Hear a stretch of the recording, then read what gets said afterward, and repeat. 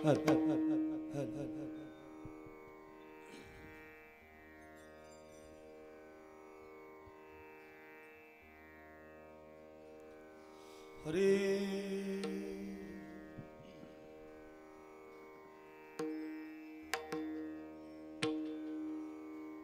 राम कृष्ण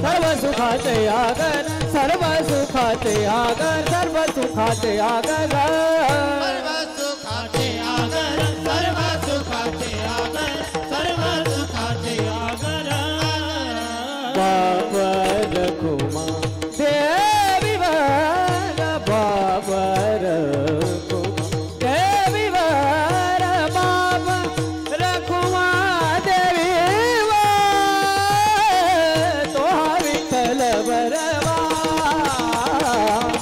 ओ विठ्ठल बरवा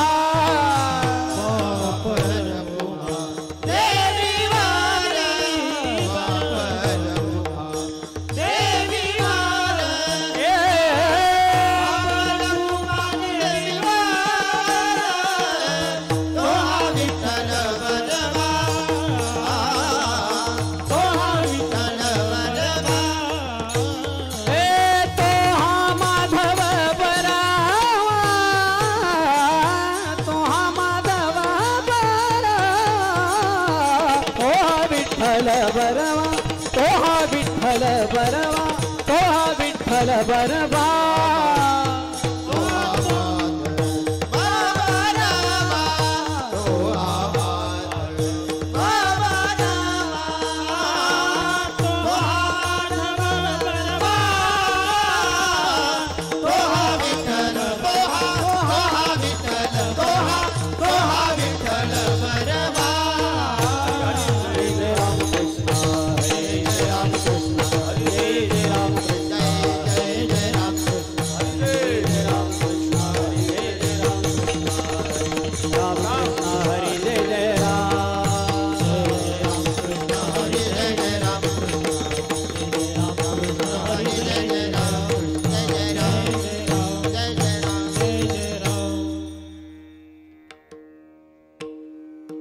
जन्मालो त्याचे आजी फळ झाले साचे फळ झाले साचे आजी फळ झाले जन्मालो त्याचे आजी फळ झाले साचे आजी फळ झाले साचे आजी फळ झाले साचे सांभाळिले संती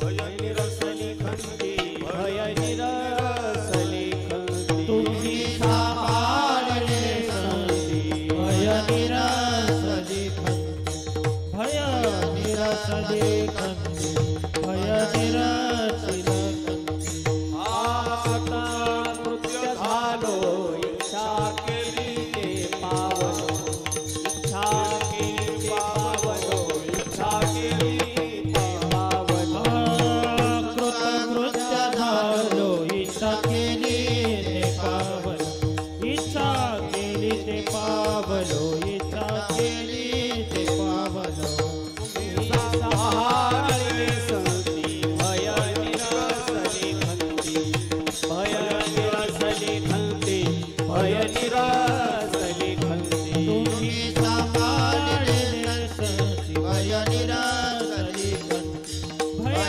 निरसली खंती भय निरसली खंती हरी तुका म्हणे काळ आता न करू शके बळ आता न करू शके बळ आता न करू शके बळ तुका म्हणे काळ आता करुणा शके बळ आता करुणा शके बळ आता करुणा शके बळ संभाळिले संती भय निरासले खंती भय निरासले खंती भय निरासले खंती सांभाळले संती भय निरसली खंती भय निरसली खंती भय निरसली खंती विठोबार कुमाई विठोबार कुमाई विठोबार कुमाई विठोबार कुमाई विठोबार कुमाई विठोबार कुमाई विठोबार कुमाई विठोबार कुमाई विठोबार कुमाई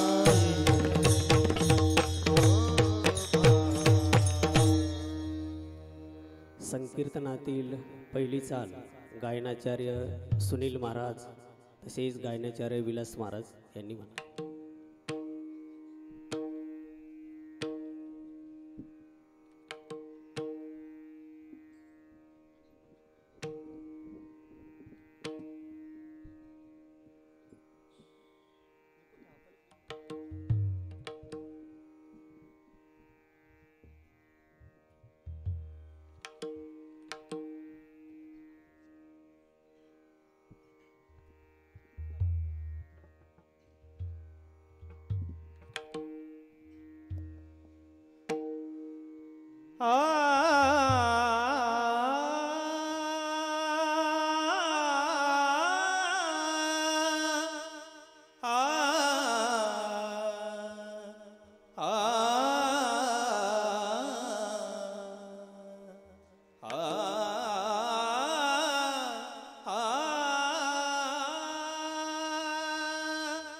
जन्म आलो त्याचे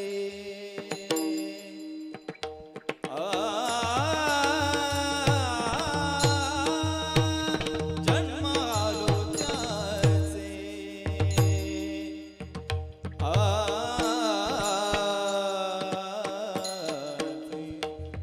जन्म आलो त्याचे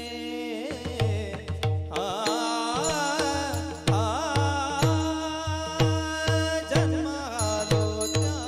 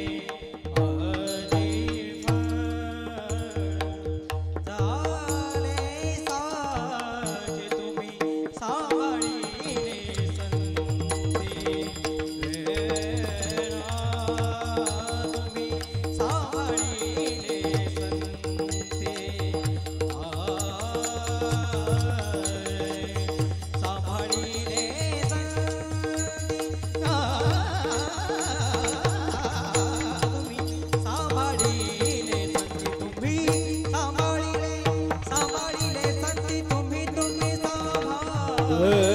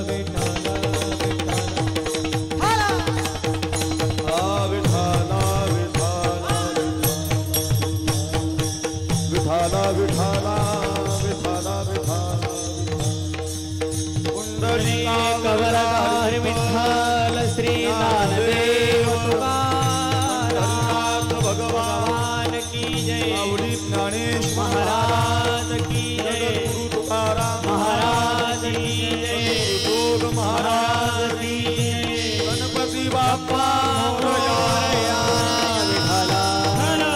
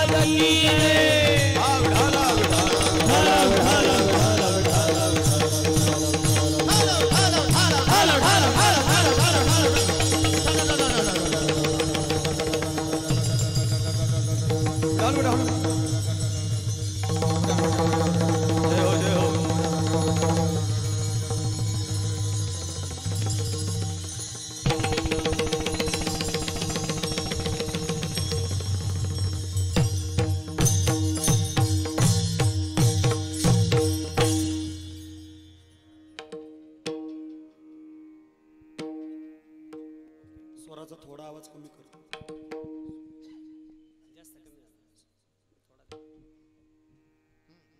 बस बस जन्मालो त्याचे आजी फळ झाले साचे तुम्ही सांभाळिले संती भय निरसली खंती कृतकृत्य झालो इच्छा केली ती पावलो तुम्ही सांभाळिले संती भय निरसली खंती तुका म्हणे काळ आता करू न शके बळ तुम्ही सांभाळिले संती भय निरसली खंती नमो ज्ञानेश्वरा नमो ज्ञानेश्वरा नमो ज्ञानेश्वरा नमो ज्ञानेश्वरा नमो ज्ञानेश्वरा नमो निवृत्ती उदारा सोपा देवा निवृत्ती उदारा सोपा देवा निवृत्ती उदारा सोपा देवा बाई नमो त्रिभुवन पावनी बाई नमो त्रिभुवन बाई नमो त्रिभुवन पावनी नमो त्रिभुवन आद्यत्रय जननी देवासी जननी देवाची आद्यत्रय जननी देवाची नमो ज्ञानेश्वरा निवृत्ती उदारा सोपान देवा मुक्ताबाई नमो त्रिभुवन पावनी आद्यत्रय जननी देवांची श्री गुरुचरण सरोज रज निज मनुमुकर सुधारी बरणम रघुबर बिमल जसू जोदायक फलचारी बुद्धिहीन तनु जानिके सुमिरो पवन कुमार बल बुद्धि विद्या देव मोही हरऊ कलेस विकार ओम महिम्न पारंते परम विदिशो यद्य सदृशी स्तुतिर ब्रह्मादीनामपि तद्वसन्नास्त्वयि गिरा अथा वाचस्त्व परिणामावधि गुणम् ममापेश स्तोत्रे हरनिरपवाद परिकराः गजाननं भूतगणादिसेवितं कपित्य जम्बुफलचारु भक्षणम् उमासुतं शोकविनाशकारकं नमामि विघ्नेश्वर पाद पंकजम सेवे लागी सेवक झालो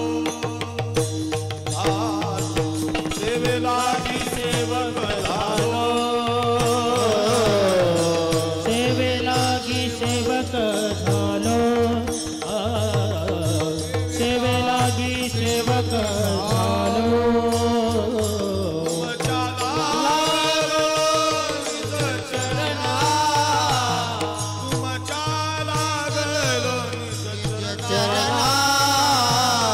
हो स्वामी तुकया देवा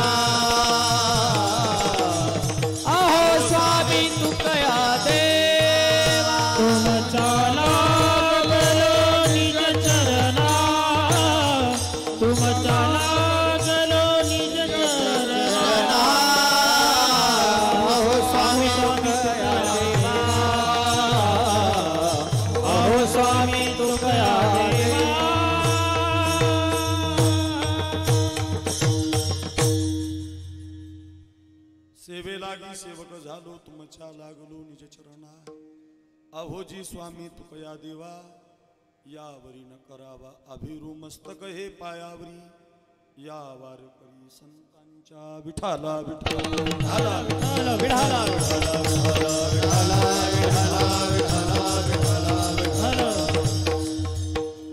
जन्मालो त्याचे आजी फळ झाले साचे तुम्ही सांभाळिले संती भय निरसली खंती.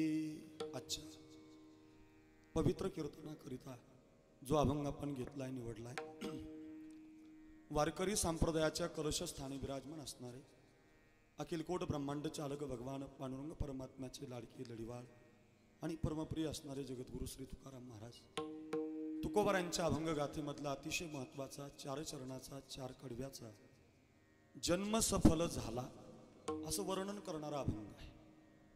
3 प्रकारचे जन्म वारकरी संप्रदायामध्ये शिकवले जातात. एक देवाचा जन्म आहे, लक्ष देऊन ऐका. एक साधूचा जन्म आहे आणि एक तुमचा माझा जन्म आहे. त्यापैकी कुणाचा जन्म सार्थकी लागलाय, कुणाचा जन्म सार्थकी लागलाय, फळ कुणाच्या जन्माचं मिळालंय, कुठला जन्म सार्थकीकरणाकडे गेलाय, त्या जन्माचं वर्णन अभंगामध्ये आहे. राहिलेल्या तूर्त वेळेमध्ये 8:45 वाजले. 8:45ला मला थांबायचे. 15 मिनिटं महाराजांसाठी मला द्यायची. 1 तासाच्या कालावधीमध्ये अतिशय गोड चिंतन या अभंगाच्या दृष्टीनं पाहण्याचा प्रयत्न आपण करूया. पैकी अल्पसा परिवार आहे आपल्या या वरद विनायक सेवाधाम संस्थांवरती. परमश्रद्धेय परमादरणीय वारकरी संप्रदायाच्या उत्तुंग शिखरावरती तरुण पिढीमध्ये तरुण कीर्तनकार ज्यांच्याकडे पाहून आजच्या सर्व तरुण कीर्तनकारांनी कीर्तन केली पाहिजे आणि ज्यांच्याकडे पाहून वारकरी संप्रदायाचा वारसा कसा जपता येईल, वारकरी संप्रदायाची ठेवण, वारकरी संप्रदाय किती स्टँडर्ड पद्धतीचा आहे आणि तो लोकाला कसा भावला पाहिजे, हे ज्यांचं जीवन आहे असे हरिभक्तपरायण आमच्या सर्वांचे गुरुवर्य महंत उद्धव महाराज मंडलिक नेवासेकर ज्यांना आपण म्हणतो. जगद्गुरु श्री तुकोबारायांची त्यांचं संस्थान नेवाशाला आहे. येताना आणखी एक संस्थान आहे नारायण महाराजांच्या, नारायणगिरी महाराजांच्या, त्यांच्या गुरुवर्यांच्या नावानं. आणि हे 3रं संस्थान लोणीच्या या प्रांगणामध्ये, लोणीच्या जवळ शहरी भागाच्या या पिंपरीला जाणाऱ्या रोडला गणपती बाप्पाच्या पावन मूर्तीला साकारून वरद विनायक नावानं त्यांनी हे सेवाधाम या ठिकाणी सुरू केलं. आणि त्या गणपती बाप्पाच्या पावन दरबारामध्ये प्रतिवर्षाप्रमाणे याही वर्षी गणपतीच्याच उत्सव कालावधीमध्ये लोकमान्य टिळकांनी जो गणपती समाजाला दिला, जो बसवला, त्याच कार्यकालामध्ये गणपती बाप्पाच्या प्रित्यर्थ या ठिकाणी हा पंचमदिनी सप्ताह आयोजित केला जातो. त्या सप्ताहाचं एक मुख्य आकर्षण आहे. आपल्या सप्ताहामध्ये ज्ञानेश्वरी पारायण, गाथा पारायण लोक ठेवतात, पण आता सप्ताहातलं गाथा भजन संपून गेलंय बघा. बरेचसे सप्ताह असे झाले तिथं नुसता कीर्तन महोत्सव आहे, रात्री नुसतं कीर्तन केलं जातं. बरेचसे सप्ताह आहेत, मला विरोध नाही करायचा, पण गाथा भजन राहिलं नाही. आणि ते गाथा भजन विशेषत्वानं आपल्या या पंचमदिनी सप्ताहामध्ये कीर्तनकारापेक्षा, कीर्तनकाराचं ऐकण्यापेक्षा, कीर्तनाला समाज जमतो यापेक्षा आपल्या सप्ताहाचं सर्वात मोठं विशेषत्व आहे. आपल्या सप्ताहाला गाथा भजनाची सेवा देण्याकरता त्या गाथा भजनाच्या चाली ज्यांच्याकडे आहेत आणि महाराष्ट्राच्या मातीमध्ये वारकरी संप्रदायाचं एक उत्तुंग शिखरावरती पोहोचलेलं व्यक्तिमत्व, गायनाचार्य म्हणता येणार नाही, थोर कीर्तनकार म्हटलं तरी काही वावगं ठरणार नाही, असे जोग महाराजांच्या संस्थेतील एक माझे ज्येष्ठ गुरुबंधू, आमच्या सर्वांचे ज्येष्ठ गुरुबंधू आबासाहेब महाराज गोडसे यांच्या वाणीद्वारे या ठिकाणी गाथा भजनाचा सोहळा आपल्याला आलोभनीय पाहायला मिळतोय. आणि त्या गाथा भजनाच्या सोहळ्याच्या प्रित्यर्थ पंचमदिनी सप्ताह घडावा, 7 ते 9 या वेळेमध्ये महाराष्ट्रातील नामांकित कीर्तनकार मंडळी आणावी असा उद्देश महाराजांच्या मनामध्ये आहे. आणि त्या तत्वाला अनुसरून प्रतिवर्षी या ठिकाणी महाराज नव्यानं महाराष्ट्रामध्ये गाजलेली नवीन तरुण कीर्तनकार, ज्येष्ठ कीर्तनकार ज्यांच्या वाणीमध्ये समाजाला ज्ञान देण्याची ताकद आहे, समाज प्रबोधन करण्याची ताकद आहे, अशी मंडळी आपल्या गादीवरती घेऊन येतात. आणि दरवर्षी हा पंचमदिनी सप्ताह साकारला जातो. त्या सप्ताहातील आजची ही 2ऱ्या दिवसाच्या कीर्तनाची सेवा महाराजांच्या वतीनं माझ्याकडे मिळालेली आहे. खरं तर या सप्ताहात कीर्तन करावं एवढा मोठा महाराज मी नाही. या सप्ताहात मला त्यांनी कीर्तन द्यावं, त्यांच्यासमोर मी बोलावं आणि त्यांनी माझ्या कीर्तनात टाळ घेऊन उभं राहावं, एवढ्या उच्चांक पातळीचा महाराज मी नाही. काय महाराजांच्या अंतःकरणात माझ्याबद्दल प्रेम आलं असेल, कुठून त्यांना माहिती झालं असेल, पण महाराजांनी माझ्या जीवनात ही संधी दिली. मात्र एक आहे, आता मी संधीचं सोनं करणार आहे बरं. संधी सोडणार नाही, संधी मिळाली मला, संधीचं सोनं करणार. महाराजांनी ते संधीचं सोनं मला करण्याची संधी माझ्या जीवनात दिलेली आहे. सकाळपासून माझ्या डोक्यात फक्त एकच विचार होता. महाराष्ट्राच्या मातीमध्ये या 2-3 वर्षामध्ये भरपूर कीर्तनं केली, पण उद्धव महाराजांच्या समोर काय कीर्तन करावं, कसं बोलावं, काय मांडावं, काय त्यांच्यासमोर मी करावं, असं माझ्या सकाळपासून डोक्यामध्ये प्रश्न येत होते. इथं आल्यानंतर, इथं बसल्यानंतर, त्यांच्या संग बोलताना, त्यांच्याबरोबर गप्पा मारताना, त्यांनी संस्थांची माहिती देताना, त्यांचा भक्त परिवार त्यांचं दर्शन घेत असताना मी त्यांच्याकडे पाहत होतो. पण माझ्या डोक्यात एकच विचार, आता काय बोलू, काय सांगू, काय काय वर्णन काय करू, नेमकं मी काय मांडू, असे विचार माझ्या मनामध्ये येत होते. पण प्रयत्न मी करणार आहे तसा. महाराज स्वतः काळ घेऊन उभे असल्यामुळं थोडंसं दडपण आहे माझ्यावरती, पण महाराजांचं प्रेम सर्वावरती आहे. आणि महाराजांच्या प्रेमसंबंधानं या राहता तालुक्यातील, श्रीरामपूर तालुक्यातील, नेवासा तालुक्यातून, नगर जिल्ह्यातून खाली शिर्डीपर्यंत, शिर्डीच्या पलीकडून जिथं जिथं महाराजांची कीर्तनं झालेली आहेत. महाराजांच्या जीवनाची एकच खासियत सांगेल मी, एका गावात एक कीर्तनकार आता डबल लोक घेत नाही. संपला तो काळ, संपून गेला. पूर्वी असायचं, जागर काला एखाद्याला दिला, काही काही महाराज मेले, महाराज ते जागर काला त्यांचा होताच. तुम्हाला माहितीच तो सांगतो, आमच्याकडे कीर्तन केसरी महादेव महाराज जगताप, काही गाव असे आहेत महाराज, तिथं त्यांचाच जागर काला. एकदा ते गेले, तिथं ते गेले, पण जागर काला दुसऱ्याच्या वाट्याला आला नाही बरं. आता या काळात बंद झालं महाराज. एका गावात एकदा कीर्तनकार गेला, त्याचं कीर्तन ऐकलं की लोक डबल कीर्तन घेत नाही, दुसरे कीर्तनकार बोलवतात. पण महाराजांच्या बाबतीमध्ये मला असं आढळून आलं, या 4-5 वर्षामध्ये कीर्तन करत असताना, वारकरी संप्रदायाचा प्रचार प्रसार करत असताना उद्धव महाराजांच्या बाबतीत एक खासियत पाहायला मिळाली. ज्या गावामध्ये महाराज जातात त्या गावचे महाराज होतात बरं, त्या गावचेच होऊन जातात. त्या गावची तरुण, त्या गावचे ज्येष्ठ, त्या गावच्या माता माऊल्या, त्या गावचे कलाकार, त्या गावचे कीर्तनकार, त्या गावची सर्वच मंडळी महाराजावरती जीवाभावानं प्रेम करतात. असं एक व्यक्तिमत्व आमच्या संप्रदायातलं आहे. मी असं बोलत राहिलो, वर्णन करत राहिलो ना, तर आपले 9 असतील बरं का, संपायचं नाही महाराजांच्या बाबतीमध्ये. पण महाराजांच्या कृपा आशीर्वादानं म्हणायला काही हरकत नाही. ही सेवा मजपर्यंत आहे, फार थोडा वेळ माझ्याकडे उरलेला आहे. महाराजांनी दिलेली सेवा घेऊन इथपर्यंत येण्याचा योग आला आहे. फार सुंदर संस्थानं महाराजांची आहे. टापटीपणा, वारकरी संप्रदायातली गायक मंडळी, सर्व महाराज मंडळी महाराजावरती प्रेम करतात. गायक प्रेम करतो, वादक प्रेम करतो, कीर्तनकार प्रेम करतो. त्याचं कारण असं आहे, त्यांचा जो परमार्थ करण्याचा ढंग आहे, परमार्थाची जी ठेवण आहे ती काही वेगळी आहे. ज्याला शास्त्रामध्ये म्हटलंय, कीर्तनकार भरपूर आहे, फार गोड कीर्तन करतात, त्यांच्या वाणीमध्ये दम आहे, कुणी ज्ञान देतंय, कुणी समाज प्रबोधन, कुणी विनोद, काय असेल ते. पण कीर्तन करण्यापेक्षा कीर्तन सजवण्याची ताकद काही माणसाच्या डोळ्यामध्ये राहते. कीर्तन सजवायचं कसं, त्या कीर्तनाला रूप, त्या कीर्तनाचं नेतृत्व कसं करायचं, ही नेतृत्वाची नजर फार कमी माणसाला संप्रदायात मिळाली. आणि त्याच्यातील एक उत्तुंग महाराज आमचे उद्धव महाराज आहेत, फार मोठे. आणखी एक आमचे पांडुरंग महाराज आहेत बघा, गिरी महाराज, त्यांचं एक नियोजन फार सुंदर राहतं. तसे आमचे उद्धव महाराज मंडळी, ज्याला म्हटलंय बा नियोजकच तस्य दुर्लभा, मनुष्य देह दुर्लभ, संत संगती दुर्लभ, तसं हा नियोजन करणारा दुर्लभ सांगितलं. महाराजांकडे ती खासियत आहे. आणि महाराजांच्या सौजन्यातून गणपती बाप्पाच्या वरद विनायक सेवाधामच्या या ठिकाणी हे कीर्तन करण्याचं सौजन्य माझ्याकडे आहे. अतिशय सुंदरसं वातावरण या ठिकाणी उपलब्ध आहे. खरं तर आपल्या वातावरणाला माझ्याकडे शब्द नाहीत, या सप्ताहाच्या वर्णनाला मी मांडावा असे शब्द नाहीत. पण भागवतामध्ये परीक्षित राजाने शुकाचार्यांना एक प्रश्न विचारला होता. शुकाचार्य म्हणतात, परीक्षित राजा विचारतोय, शुकाचार्य महाराज हे कीर्तन कुठं सुरुवात झालं, कलियुगामध्ये, त्रेतायुगामध्ये, सत्ययुगामध्ये, कोणत्या युगात या कीर्तनाचा आरंभ आहे, शुकाचार्यांना विचारलंय परीक्षित राजानं. आणि शुकाचार्य त्याचं उत्तर देतात, परीक्षित राजा हे कीर्तन कली, त्रेता, सत्ययुगापुरतं मर्यादित नाहीये, कीर्तन जुनं आहे, जुनाट आहे. मग कीर्तन जर जुना आहे, जुनाट आहे, तर हे कीर्तन चालायचं कुठं? म्हटलं हे कीर्तन पूर्वी भगवंताच्या दरबारामध्ये चालायचं, वैकुंठामध्ये.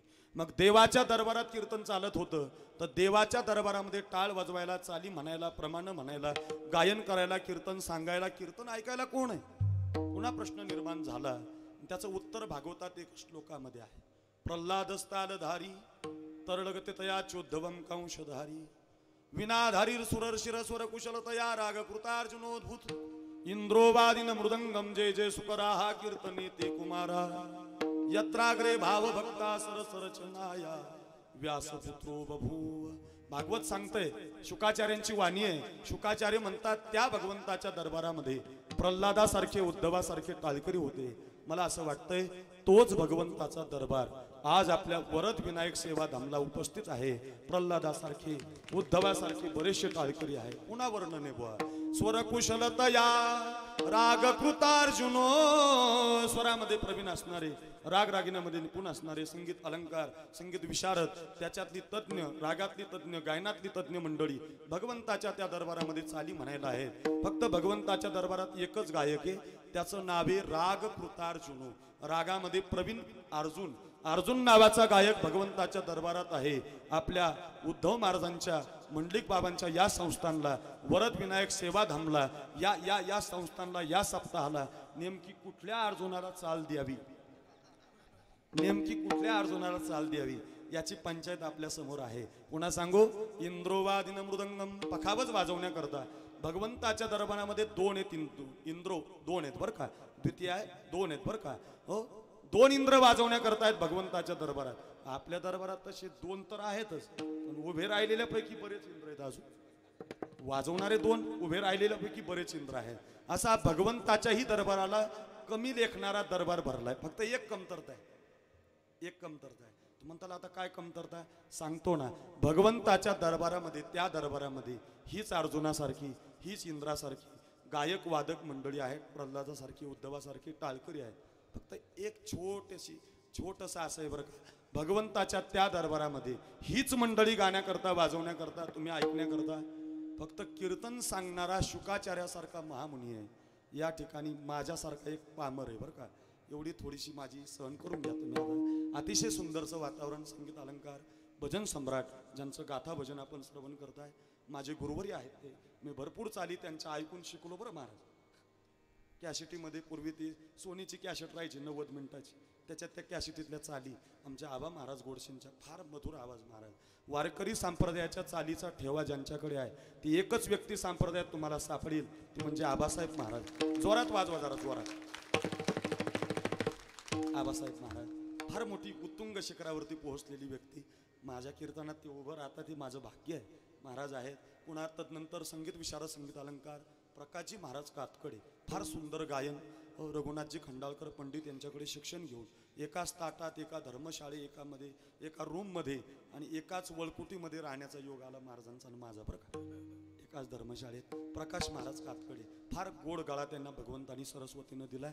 महाराज गाण्याकरता आहेत. त्यांच्या शेजारी भरतरी महाराज, विधाते महाराज, भरतवारी महाराज आहेत. या लाईनीला हरिभक्तपरायण, संगीत विशारद, संगीत अलंकार, राहुरी तालुक्याचं भूषण, नगर जिल्ह्याचं भूषण, अगदी सुंदर गळा, राहण्याची टापटीप वेगळीच. हरिभक्तपरायण आमचे किशोर महाराज, वेगळं असं काहीतरी वेगळं असलं पाहिजे ना, असलं पाहिजे. किशोर महाराज फार सुंदर गळा भगवंतानी त्यांना दिलाय, ते आपल्याला गाण्याकरता आहेत. आता ज्यांनी चाल गायली ते सुनील महाराज असतील, त्यांच्या शेजारी हरिभक्तपरायण विलास महाराज, स्वतः आबा आहेत. गणेश महाराज आहेत. माझ्या संगतीत बाबावरती प्रेम करतात असे संतोष महाराज कीर्तनकार, हरिभक्तपरायण योगेश महाराज. पुन्हा महाराजांच्या संस्थांवरली सर्व महाराज मंडळी आणि ज्यांच्या चरणाशी आम्ही लागून या ठिकाणी कीर्तन करणार आहोत. हरिभक्तपरायण आमच्या सर्वांचे लाडके, आपल्या सर्वांचे लाडके गुरुवर्य महंत उद्धव महाराज मंडलिक यांच्या चरणी साष्टांग प्रणिपात. 2 मृदंगाचार्य हरिभक्तपरायण अनिल महाराज टेकुडे, वादकही आहेत, गायकही आहेत. हरिभक्तपरायण गिरिजानाथ महाराज, गंगापूर तालुक्यामध्ये जामगावच्या जवळ त्यांचं गाव आहे. फार सुंदर वाजवतात. सुंदर माईक सिस्टीम, ट्रबल, बास, गेंद, बिको, बारकाली बटणं राहतात, बारीक बारीक बटणं आहेत. फिरवण्याचं ज्ञान लागतं बरं का. ट्रबल किती दिला पाहिजे, बास किती दिला पाहिजे, विको किती दिला पाहिजे, ते देण्याची क्षमता, देण्याचं ज्ञान ज्यांच्याकडे आहे असे जय अंबिका निमोन ज्यांचं गाव आहे. आमचे सुनील भाऊ, माझे 4 कीर्तनं रेकॉर्डिंग त्यांनी केलेली आहे. कीर्तन झाल्यावर त्यांना भेटा, 50-50 रुपये द्या, ते देतील तुम्हाला बरं का. काल्याचं कीर्तन आहे एक पुण्यामध्ये झालेलं, फार सुंदर काला केलेला आहे त्यांनी, ते रेकॉर्डिंग केलेले आहे. महाराजावर त्यांचं प्रेम असल्या कारणानं ते पण या ठिकाणी साऊंड सर्व्हिस मंडप घेऊन उपलब्ध आहेत. पुन्हा भाविक श्रोते, बहुसंख्य माता मावल्या, या गावची पंचक्रोशीतील महाराजांवरती प्रेम करणारी सर्व भाविक मंडळी, नेवाशापासून नगर जिल्ह्यातून खाली सिन्नर तालुका नाशिक जिल्ह्यातून काही मंडळी उपलब्ध आहेत. त्यापैकी सद्गुरू ज्यांची कीर्तनं वाजवण्याचा योग माझ्या जीवनामध्ये आला. महाराज तुमचे गुरुवर्य, आमच्या सर्वांचेच गुरुवर्य आणि वारकरी संप्रदायाचे एक उत्तुंग नेतृत्व हरिभक्तपरायण वैकुंठवासी नारायणगिरीजी बाबा गुरुवर्य बाबा. तुम्हाला खरं सांगू, दहेगावला रामकृष्ण बाबा सप्ताह करायचे. मी लहान असायचो, 7वी 8वीला आमचे कातकडे महाराज आम्ही सप्ताहाला असायचो दहेगावला. आणि तिथं महाराजांचा काला असायचा. महाराज 7 तास काला करायचे, 7 तास काला. त्याचं बांधायला करावं लागायचं, वर बांधलेलं असायचं, त्याला हात घालून अशी उभी राहायची आणि 8 तासाचा काला करायचे. 2-2 पखवाजं 2 तासाला बदलून जायचे, पखवाजं बदलून जायचं. महाराज एकच असायचे, नारायणगिरी बाबा. खरंच महाराज त्यांचं कीर्तन कुणालाही शिव्या द्यायचे. महाराज एकदा बोलायला लागले ना, रागीट होते महाराज. माझ्या जीवनात बरीचशी कीर्तनं वाजवण्याचा योग मला आला आणि त्यांची सेवा महाराजांच्या जीवनामध्ये घडली. फार मोठा आशीर्वाद नारायणगिरी बाबांचा महाराजांना लाभला. आणि खरं सांगू तुम्हाला, नारायणगिरी बाबांच्या मुळेच आज आपल्याला उद्धव महाराजासारखा एक मोठा हिरा मिळाला, एक साधू मिळाला. एक इतका मोठा साधू, इतकं नेतृत्व करणारा, संप्रदायातली विशाल गायक वादक कीर्तनकार एकत्रित आणणारा असा सर्व समाजाला. काय महाराज त्यांची वाणी, काय त्यांचं राहणं, त्यांचं वागणं, सर्व समाजाला सर्वांना धरून बोलणं वागणं, हे नेतृत्व करणारे एक महाराज आपल्याला मिळाले. ते नारायणगिरी बाबांचा कृपा आशीर्वाद आहे, आपल्या सर्वावरती आहेत. नारायणगिरी फडाचे ते आहेत, त्यामुळं थोडंसं बोललो. पुन्हा एकदा सर्व महाराज मंडळी, कलाकार, गुणीजन, महाराजावरच्या वरद विनायक सेवा धामला प्रेम करणारी सर्व मंडळीच्या चरणी साष्टांग प्रणिपात करतो. ज्येष्ठ श्रेष्ठ महाराज नारायणगिरी बाबांच्या सानिध्यात राहिलेली काही बाबांच्या बरोबरची गुरुबंधू मंडळी, ते आमची गुरु असतील, अशा सर्वांच्या चरणी साष्टांग प्रणिपात. जमलेले सर्व भाविक श्रोते, माता माऊल्या, सर्वांच्या चरणी साष्टांग प्रणिपात करतो. कुणाचं नाव चुकून राहिलं असेल तर पुन्हा एकदा माफी मागतो आणि आपल्या अभंगाला सुरुवात करतो. विठाला विठाला विठाला विठाला विठाला विठाला विठाला विठाला विठाला. 1 तास आपल्याकडे उरलाय. एकच विनंती आहे तुम्हाला, हाताने टाळी वाजू नका, मुखानं विठ्ठल विठ्ठल काय म्हणू नका. फक्त 1 तासभर सर्वांगाचे कान करून ऐका. फार महत्वाचं सांगणार आहे मी तुम्हाला. अभंगच त्याच्याकरता आपण घेतलाय. जन्मा आलो त्याचे आजी फळ झाले साची. अभंगाचं पदच असे, जन्माचं फळ झालं म्हणजे सार्थकता नावाचं फळ पदरामध्ये पडलं. मग जन्म सार्थकी लागला. कुणाचा? मी प्रस्तावनेमध्ये 3 शब्द सांगितले होते तुम्हाला. 3 जन्म आहेत, एक देवाचा, एक साधूचा आणि एक तुमचा माझा. मग देवाचा जन्म सार्थकी लागलाय, तुमचा माझा जन्म सार्थकी लागलाय का साधूचा जन्म सार्थकी लागला? या 3 पैकी कुठला तरी एक विचार करायचा आहे आपल्याला. त्याच्यापैकी देवाचा जन्म कधी नसतो, देवाला जन्म नाही. मग आयोनी संभव नोहे काही श्रमी, नामयाचा स्वामी प्रगटला, जन्माला आला असं कधी म्हणत नाहीत. मग प्रगटला, देव प्रागटीकरण करत असतो, तो जन्माला येत नाही. मग देवाचं प्रागटीकरण आहे, देव सोडून द्या. राहिले 2 जण, एक तुमचा माझा जन्म आणि एक साधूचा जन्म. त्याच्यापैकी साधूचा जन्म सफल झालाय, त्या अभंगात वर्णन आहे, त्याच्याकडे आपण जाणार आहोत. त्याच्या अगोदर एक जन्म आहे, तो तुमचा माझा आहे, तो तुम्हाला मला मिळालेला आहे. मग तुमचा माझा जन्म सार्थकी लावण्याकरताच प्राप्त झालेला आहे, साधूचा जन्म सफल झालेला आहे. मग ऐका, तुमचा माझा सफल करायचा आहे, साधूचा सफल झालाय, तिथपर्यंत मी तुम्हाला नेऊन ठेवणार आहे, सेवेला पूर्ण विराम देणार आहे. तुमचा माझा त्याच्याकरताच मिळाला, तुकोबारांची प्रमाण आहे त्याच्याकरता बरं का. नरदेह निधान लागले हाती, उत्तम सार उत्तम गती. उत्तम साधन करण्याची ताकद, उत्तम सार कमवण्याची ताकद या जन्मात, बाकीच्या जन्मात नाही. याच जन्मी घडे देवाचे भजन रा, याच जन्मी घडे देवाचे भजन. बाकीच्या जन्मात तुम्हाला करता येणार नाही. अनिक हे ज्ञान नाही कोठे, अनिक नाही म्हणजे बाकीच्यात नाही. या जन्मात तुमचा जन्म सार्थकी लावता येतो. पुन्हा सांगतो, भगवंतानं तुमचा माझा जन्म दिला. ऐका गड्या, ही संधी आहे, मिळालेली संधी वायाला घालू नका. संधीचं सोनं करत जा, जन्म सार्थकी लावण्याचा प्रयत्न करत जा. सांगेल मी, ऐका, फार महत्वाचं असेल. गायकाला गाण्याची संधी मिळते, त्यानं संधीचं सोनं केलं पाहिजे. वादकाला वाजवण्याची संधी मिळते, त्यानं संधीचं सोनं केलं पाहिजे. मागच्या महिन्यामध्ये लताबाई मंगेशकरांची मुलाखत झाली होती झी 24 तास चॅनलला, आणि त्या झी 24 तासच्या पत्रकारानं लताबाई मंगेशकराला प्रश्न विचारला होता, लता दिदी, काय तुमचा आवाज आहे, काय तुमच्या आवाजाचा गोडवा, काय तुमचा फोकस, काय तुम्ही फेमस आहात, खेड्यापाड्याला तुमचा आवाज आवडतो काय नवल, शहराला तुमचा आवाज आवडला, प्रत्येक माणसाला तुमचा आवाज आवडला, एखादं गाणं तुमचं ऐकावं तर डोळ्याला पाणी यावं, काय तुमची मधुरता, काय तुमचं गाणं सांगा ना लता दिदी. जगात तुम्ही एवढ्या फोकसला आलात, एवढ्या फेमसला आलात, तुमच्या जीवनात तुम्ही काय केलं? पत्रकाराने सहज विचारलं, त्याचं उत्तर लताबाई मंगेशकरांना फार सुंदर दिलं, फार महत्वाचं असेल. ऐका, लताबाई मंगेशकर म्हणतात, पत्रकार साहेब दाखवा तुमच्या टीव्हीला, माझ्या जीवनात फक्त मला एका चित्रपटात गाणं गाण्याची संधी मिळाली होती. मला एका चित्रपटात गाणं गाण्याची संधी मिळाली होती, मी ती संधी दवडली नाही, मग त्या संधीचं सोनं केलं. मिळालेल्या संधीचं सोनं करत चला, ती पुन्हा पुन्हा मिळत नसते. तुकोबारायचं एक प्रमाण आहे, बरवी हे वेळ सापडली संधी, साह्य झाली बुद्धी संचिताची. पुन्हा पुन्हा नाही, वारंवार नाही, एकदाच मिळते. मग मिळालेल्या संधीचं सोनं करायचं. एवढं लांबवण्यापेक्षा एक उदाहरण देतो तुम्हाला, संधीचं सोनं कसं करायचं. उदाहरण रामायणातलं आहे.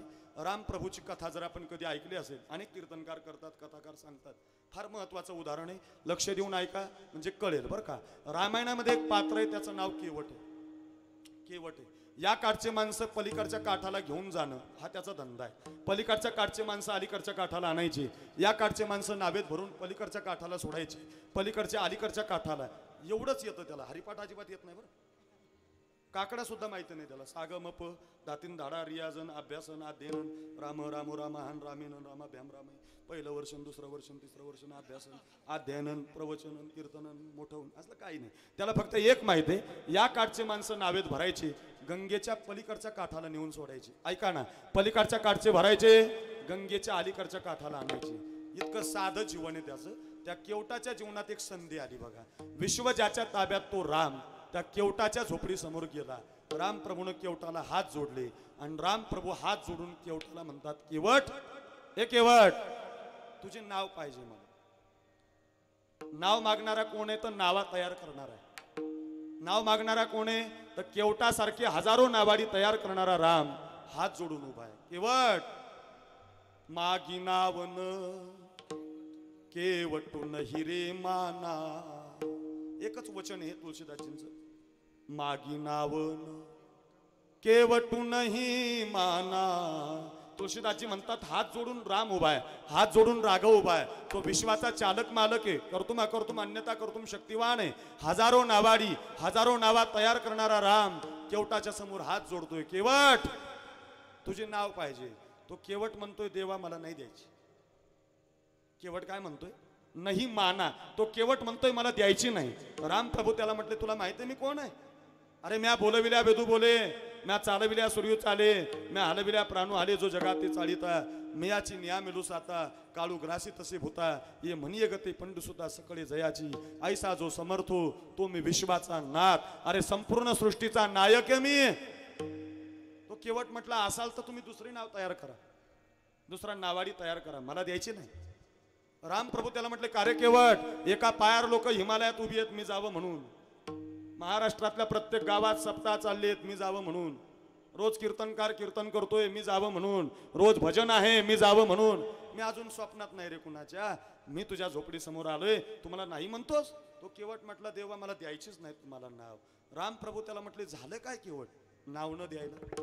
हे केवट, अरे झालं काय नाव न द्यायला. तो केवट म्हटला, देवा दिले असते तुम्हाला नाव, पण मागच्या महिन्यामध्ये जानकीच्या स्वयंवराला तुम्ही जात असताना तुमच्या पायाची माती एका दगडाला लागली आणि त्या दगडाची बाई झाली. शिळा होती मनुष्य झाली, थोर कीर्ती वाखानली, लंका दहन केली हनुमंत काशाने. असं एक प्रमाणे.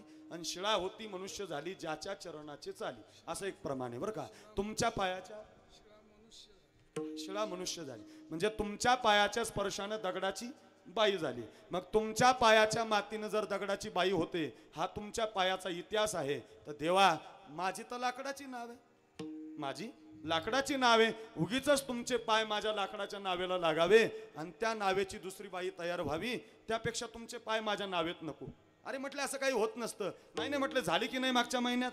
हो म्हटले, झाली. मग आता एक काम करावं लागेल म्हटले, याला काही उपाय नाही का. राम प्रभूने विचारल्यावर केवट म्हटला, देवा प्रभू एक उपाय आहे. माझ्या घरातून एक पात्र आणावं लागेल, त्या पात्रामध्ये तुमचे दोन्ही पाय मांडावे लागतील, कारण तुमच्या पायानं दगडाची बाई झाली नव्हती, तुमच्या पायाच्या मातीनं झाली होती. एक काम करावं लागेल, तुमचे पाय माझ्या पात्रामध्ये मांडावे लागतील, माझी बायको तुमच्या पायावर पाणी टाकेल, मी तुमचा पाय मातीचा वेगळा म्हणजे धुवून काढेल, तुमचे दोन्ही पाय धुवून काढले, नावेत मांडायला हरकत नाही. आणि म्हटले पात्र वेळ कमी आहे, त्याने ती काठवट आणली. आता ती काठवटही आताच्या MS 17-18ला कळायची नाही, MS 90, MS 80 काठवट, ती काठवट आणली ऐका. त्या काठवटीमध्ये रामप्रभूचा उजवा पाय मांडला गेला. थोडीशी कल्पना करा, थोडंसं माझ्याकडे बघा.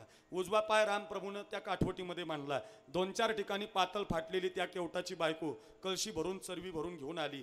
पाणी ओतायची. अहो भाग्यम, अहो आश्चर्यम. ऐका ना, पाणी ओतत होती. केवट उजवा पाय धुवून काढत होता. उजवा पाय धुवून झाला. वेळ कमी असल्यामुळं डावा पात्रात गेला. डाव्यालाही पाणी सुरू झालं. डावा सुद्धा धुवून झाला. आता डावा खाली येणार. आता रामप्रभू नावेकड निघणार. तेवढ्यात केवट म्हटला, देवा उजव्याला लागली हो माती. उजवा पात्रात आला की डावा खाली जायचा, डाव्याला माती लागायची. डावा पात्रात आला की उजवा खाली जायचा, उजव्याला माती लागायची. रामप्रभू त्या केवटाला म्हटले, केवट अरे याच्यातच 11-9 वाजवतो की काय? अजून तर अभंग राहिलाय, याच्यातच 8:15 वाजलेत, याच्यातच तू वेळ घालतो की काय? कुठपर्यंत पाय धुतो की? लांबेल ना, 9ला संपवायचंय आपल्याला, आदेश आहे तसा, आणि तू तर लांबतो कुठपर्यंत? तो म्हटलं, मग देवा माझी काय चुकी आहे त्याच्यात? बोली काय, पायाला जर माती लागली तर माझ्या नावेची बाई होईल. मग आता काय करायचं? एक काम करा म्हटले प्रभू, एक पाय माझ्या पात्रात ठेवा, एक पाय असा हातदार ठेवा, माती लागू देऊ नका. विश्व ज्याच्या ताब्यात त्या रामप्रभूला ऐका ना, केवटाने एका पायावर उभं केलं. आता रामप्रभू एका पायावर उभे राहिले. एका पायावर माणूस जास्त वेळ उभा राहू शकत नाही. तोल जायला लागला. आता मी जर माईक धरला तर 1-2-5 मिनिटं उभा राहू शकतो. रामप्रभूचा सुद्धा तोल गेला, आणि तोल गेल्यामुळं धरण्यासाठीचा आधार म्हणून रामप्रभूनं त्या केवटाच्याच डोक्याचा आधार घेतला. काय भाग्य महाराज, ज्याचा हात डोक्यावरती पडावा म्हणून आपण प्रयत्नशील आहोत, तो रामप्रभूचा हात आपल्या डोक्यावरती पडत नाही. सहजच केवटाच्या डोक्यावरती हात पडला, आणि सहजच रामप्रभूचे पाय केवटाच्या हातामध्ये आले. ऐका माझं, रामप्रभूचे पाय धुवून घेतले. रामप्रभू लखन सीतामाई त्याने नावेत बसवले. नाव हाकायला सुरुवात केली. पलीकडचा काठ जवळ आला. आता रामप्रभू उतरणार असा काठ जवळ आला, आणि केवट जोरात हसायला लागला. जोरात केवट हसायला लागला. केवट जोरात हसत असताना रामप्रभूनं त्या केवटाला विचारलं, का रे केवट, आमच्या अंगावरती वल्कल आली म्हणून असतो की काय? ए केवट, अरे आमचं राज्य गेलं म्हणून असतो की काय? झालं काय हसायला? तो केवट म्हटला, देवा तुमचं राज्य गेलं म्हणून हसत नाही, तुमच्या अंगावरती वल्कल आलीत म्हणून हसत नाही. मग झालं काय सांगू प्रभू? तुम्हाला आज फसवलं म्हटले. अरे काय फसवलं? खरं सांगू म्हटले देवा, खरं सांगू प्रभू. अहो कशाचा दगड, कशाची बाई, कशाचा पाय, कशाचं काय? म्हटलं म्हणजे? अहो म्हटलं, इंद्रानं अस्तुभान नावाचं पातक केलं होतं. गौतम ऋषींना इल्लेला शाप दिला होता, दगड होशील. ती बाई दगड झाली होती, तिने उशाप मागितला होता. रामप्रभूचा अवतार होईल, त्यांच्या पायाची माती तुला लागेल, तू पुन्हा बाई होशील. असं तिच्या जीवनात ते चरित्र घडलेलं होतं. तुमच्या पायाच्या मातीनं किंवा तुमच्या पायानं माझ्या नावेचं असं काही होणार नव्हतं. अरे म्हटले, मग असं काही होणार नव्हतं, तू तुझा अर्धा तास घेतला.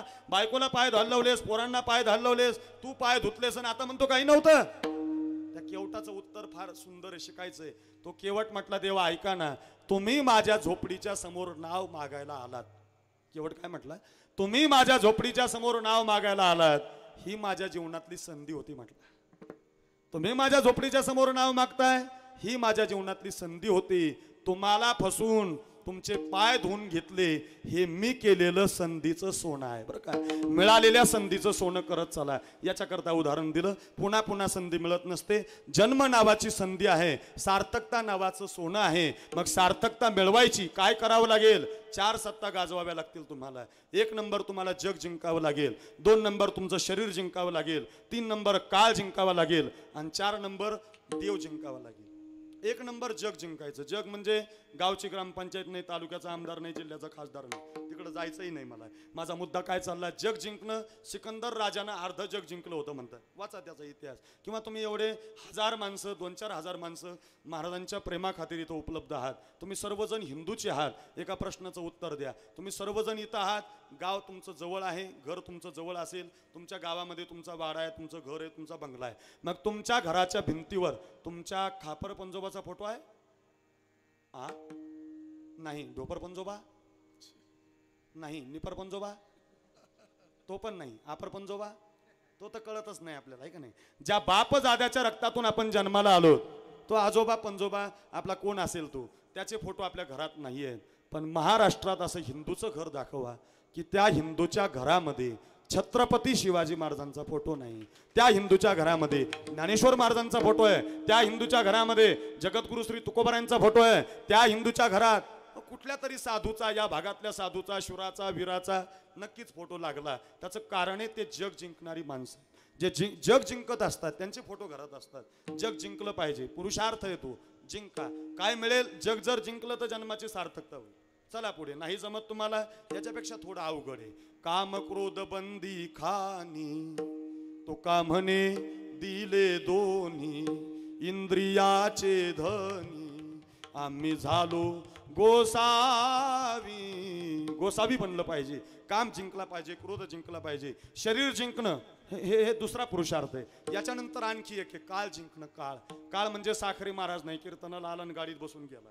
काळ कशाला म्हणतात? मिनिटा मिनिटाला, श्वासाश्वासानं प्रत्येकाचं आयुष्य मोजतो, त्याला काळ म्हणतात. नाथ महाराजांच्या हरिपाठात प्रमाण आहे. घडी काळ वाट त्याची पाहे, घडी घडी काळ वाट त्याची पाहे, घडी घडी काळ वाट याची पाहे, घडी घडी काळ वाट याची पाहे, घडी घडी काळ वाट त्याची पाहे, घडी घडी घडी घडी घडी घडी घडी काळ वाट त्याची पाहे, घडी घडी काळ वाट याची पाहे, घडी घडी काळ वाट याची पाहे. अजून किती आहे अवकाश, अजून किती आहे अवकाश, अजून किती आहे अवकाश, अजून किती आहे अवकाश. हरिमुखी गाता हरपली चिंता, हरिमुखी गाता हरपली चिंता, हरिमुखी गाता हरपली चिंता, हरिमुखी गाता हरपली चिंता.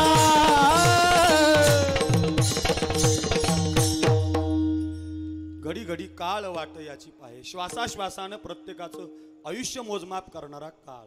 एक दोहा फार सुंदर आहे.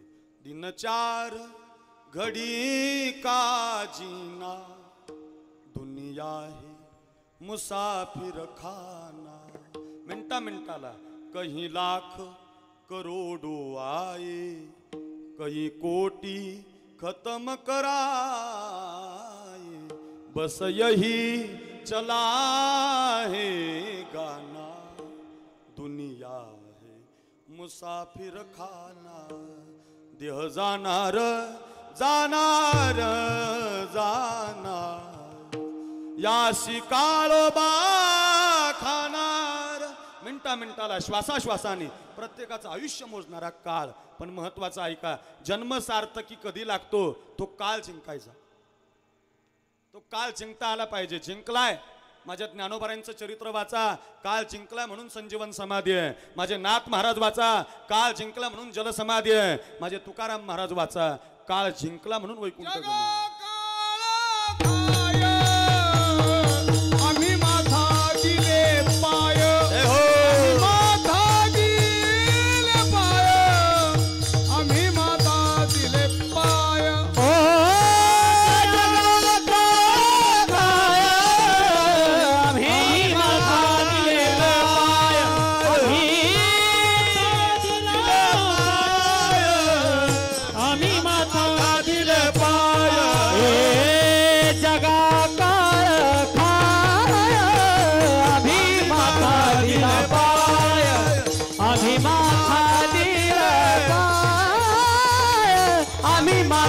दिले पाय, काले खाय, आम्ही माता दिले पाय, आम्ही माता दिले पाय, आम्ही माता दिले पाय. एका कवीचं एक वाक्य आहे बरं का, आठवलं मला.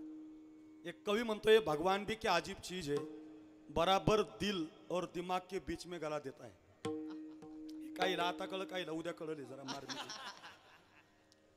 ये भगवान भी क्या अजीब चीज है, बराबर दिल. दिल म्हणजे आमिर खानचा नाही बरं, चित्रपट आला होता त्याचा, तिकडे जाऊ नका बरं का. बराबर दिल, दिल म्हणजे आपला दिल और दिमाग के बीच में गला है. चित्रपट सृष्टीतले गायक राहतात, फार गाणी वेगवेगळ्या पद्धतीचे वर्षाला काढतात. आता आलं एक नवीन गाणं 2-4 दिवसांनी मिळेल तुम्हाला ऐकायला बरं का. प्रत्येक वर्षाला एक गाणं येतं, कानात पोरं ते कुंडल घालतात. इथं खालचे नाही, मधले कुंडल वेगळे आहेत बरं. खालचे ते बाबांना असतात ते नाही, आमच्याकडे गडकरी घालतात ते नाही. कानामध्ये ते कुंडल असतात, ते वाकमन म्हणतात बघा, कानात घालतात. आणि मग ते प्रत्येक वर्षाचं गाणं असं डोक्यामध्ये भुरळ पडतं, सारखं म्हणत राहतात पोरं ते, सारखं असं गुंगतात त्या गाण्यामध्ये. तुम्हाला एक खरं सांगू, चित्रपट सृष्टीतल्या गायकाच्या गाण्यानं तुमच्या डोक्यात भुरळ पडेल. वाक्य नीट ऐका बरं. चित्रपट सृष्टीतल्या गायकाच्या गाण्यानं तुमच्या डोक्यात भुरळ पडेल. आमच्या वारकरी संप्रदायातला साधा धोतर घालणारा, साधा नेहरू घालणारा, साधी टोपी घालणारा, चप्पी करणारा, शेंडी ठेवणारा, साधं जीवन जगणारा आमच्या आबासाहेब महाराज गोडसे सारखा एखादा साध्या वारकऱ्याच्या गाण्यामध्ये तुम्हाला ज्ञानेश्वर महाराजांच्या पायापर्यंत जाण्याची ताकद मिळेल. एवढी ताकद वारकरी संप्रदायात चालली महाराज. म्हणून ज्ञानोबारांची एक ओवी आहे, गायक तो उद्धरला. खरंच एखाद्या गायकानं कधी देवासाठी गायलं ना, अहो लताबाई मंगेशकरानं जर एखादं गाणं खरंच देवासाठी गायलं असतं तर मोक्षच मिळाला असतो देवासाठी. महाराज काय गोड प्रमाण चालले असं वाटतंय, संपूच नाही कीर्तन. माझ्या जीवनात सुद्धा माझा जन्म सार्थकी लागलाय. मी सांगणार आहे पुढं, ते ऐका. मी काय सांगत होतो, जगाला उडवणारा काळ साधू संतांनी जिंकला, त्याच्या डोक्यावरती पाय दिला. महाराजांनी प्रमाण दिलं, जगा काळ खाये आम्ही माथा दिले पाय. त्याच्या डोक्यावरती ध्रुवबाळाची कथा असेल, माऊलीची कथा असेल, तुकोबाराय, नाथबाबा, ही सर्व उदाहरणं पाहून घ्या. मी तुम्हाला याच्याकरता सांगत होतो, तुमच्या जन्माचं संधीचं सोनं असं आहे, तुम्हाला काळ जिंकायचा आहे, तुम्हाला शरीर जिंकायचं किंवा जग जिंकायचं.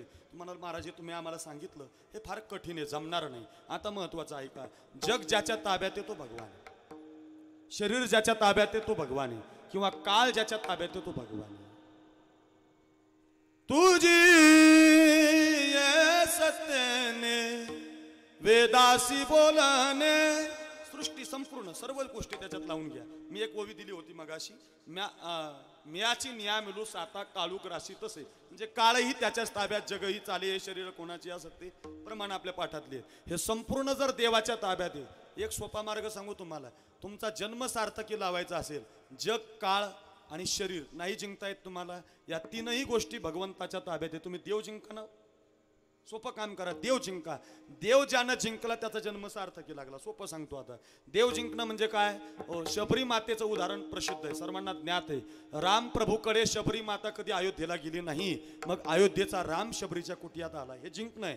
केवट नाव घेऊन गेला नाही, राम प्रभू केवटाला नाव मागतात, हे जिंकणं आहे. आपल्या संप्रदायात, आमच्या मराठवाड्यात औरंगाबाद जिल्ह्यामध्ये श्री क्षेत्र पैठण नावाचं गाव, आणि पैठणला शांतीब्रह्म एकनाथ महाराज राहतात.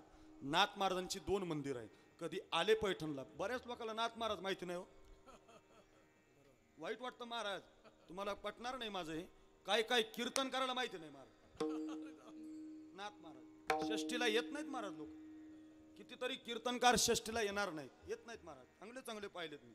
अहो काही काही कीर्तनकार फोनवर विचारतात, बाबा आज षष्टी आहे, कोणता अभंग घेतला पाहिजे? नाथ महाराज, तुम्हाला खरं सांगू, ज्याचा जन्म महाराष्ट्रात झाला त्याला निदान नाथ महाराज असे संत आहेत. मला एकाच शब्दात सांगतो आता, या विश्वातले सर्वात श्रीमंत संत. बऱ्याच लोकांचा गैरसमज आहे, धोत्रावाले माणसं गरीब असतात. बऱ्याच लोकांना असं वाटतं, काय गायबानी समजित काय काय नाही. आता तुम्ही क्रांती केली ना बाबा. तुम्हाला एक खरं सांगतो, वारकरी संप्रदायातले संत, त्याच्यात नाथ बाबा एवढे श्रीमंत. एक प्रमाण देतो, सकल संता माझी राजा, स्वामी एकनाथ माझा, स्वामी एकनाथ माझा, माझा सकल संता माझी राजा. या सकल संतांमध्ये सर्वात श्रीमंत संत नाथ महाराज. किती श्रीमंत सांगतो. नाथ महाराजांच्या वाड्यावर रोज कीर्तन असायचं, रोज. आणि रोज कीर्तनाला तुमच्यासारखा समाज यायचा. रोज कीर्तनाला आल्यानंतर, आता तुम्ही आमची कीर्तन ऐकता, पण नाथ महाराजांच्या घरी एक नियम होता, जो कीर्तन ऐकायला येईल त्याला 2 किलो हरभऱ्याची डाळ आणि 1 किलो गुळाची ढेप दान दिली जायची. कीर्तन ऐकायला येणाऱ्याला काय, 2 किलो हरभऱ्याची डाळ, 80 रुपये किलो आहे, अशी 2 किलो, 40 रुपये किलो गुळ आहे, असा 1 किलो गुळ दान दिला जायचं. कोणाला? ऐकणाऱ्याला. फक्त एक काम करा, हे नुसतं ऐका, ही डाळीची गुळाची अपेक्षा माझ्याकडून करू नका, नाही तर लोक म्हणतील उद्धव बाबा द्या त्या साखरे महाराजांची तारखे, आम्हाला डाळ गुळ वाटतोय. जमणार नाही मला, नदी कोणी कावं लागेल तिकडे गावाकडचं. मुद्दा काय चाललाय, किती श्रीमंत नाथ महाराज. तुम्हाला याच्यापेक्षा पुढे सांगतो. वैकुंठवाशी विठ्ठल बाबा घोले पाठामध्ये ज्ञानेश्वरी शिकवायची जोग महाराजांच्या संस्थेमध्ये.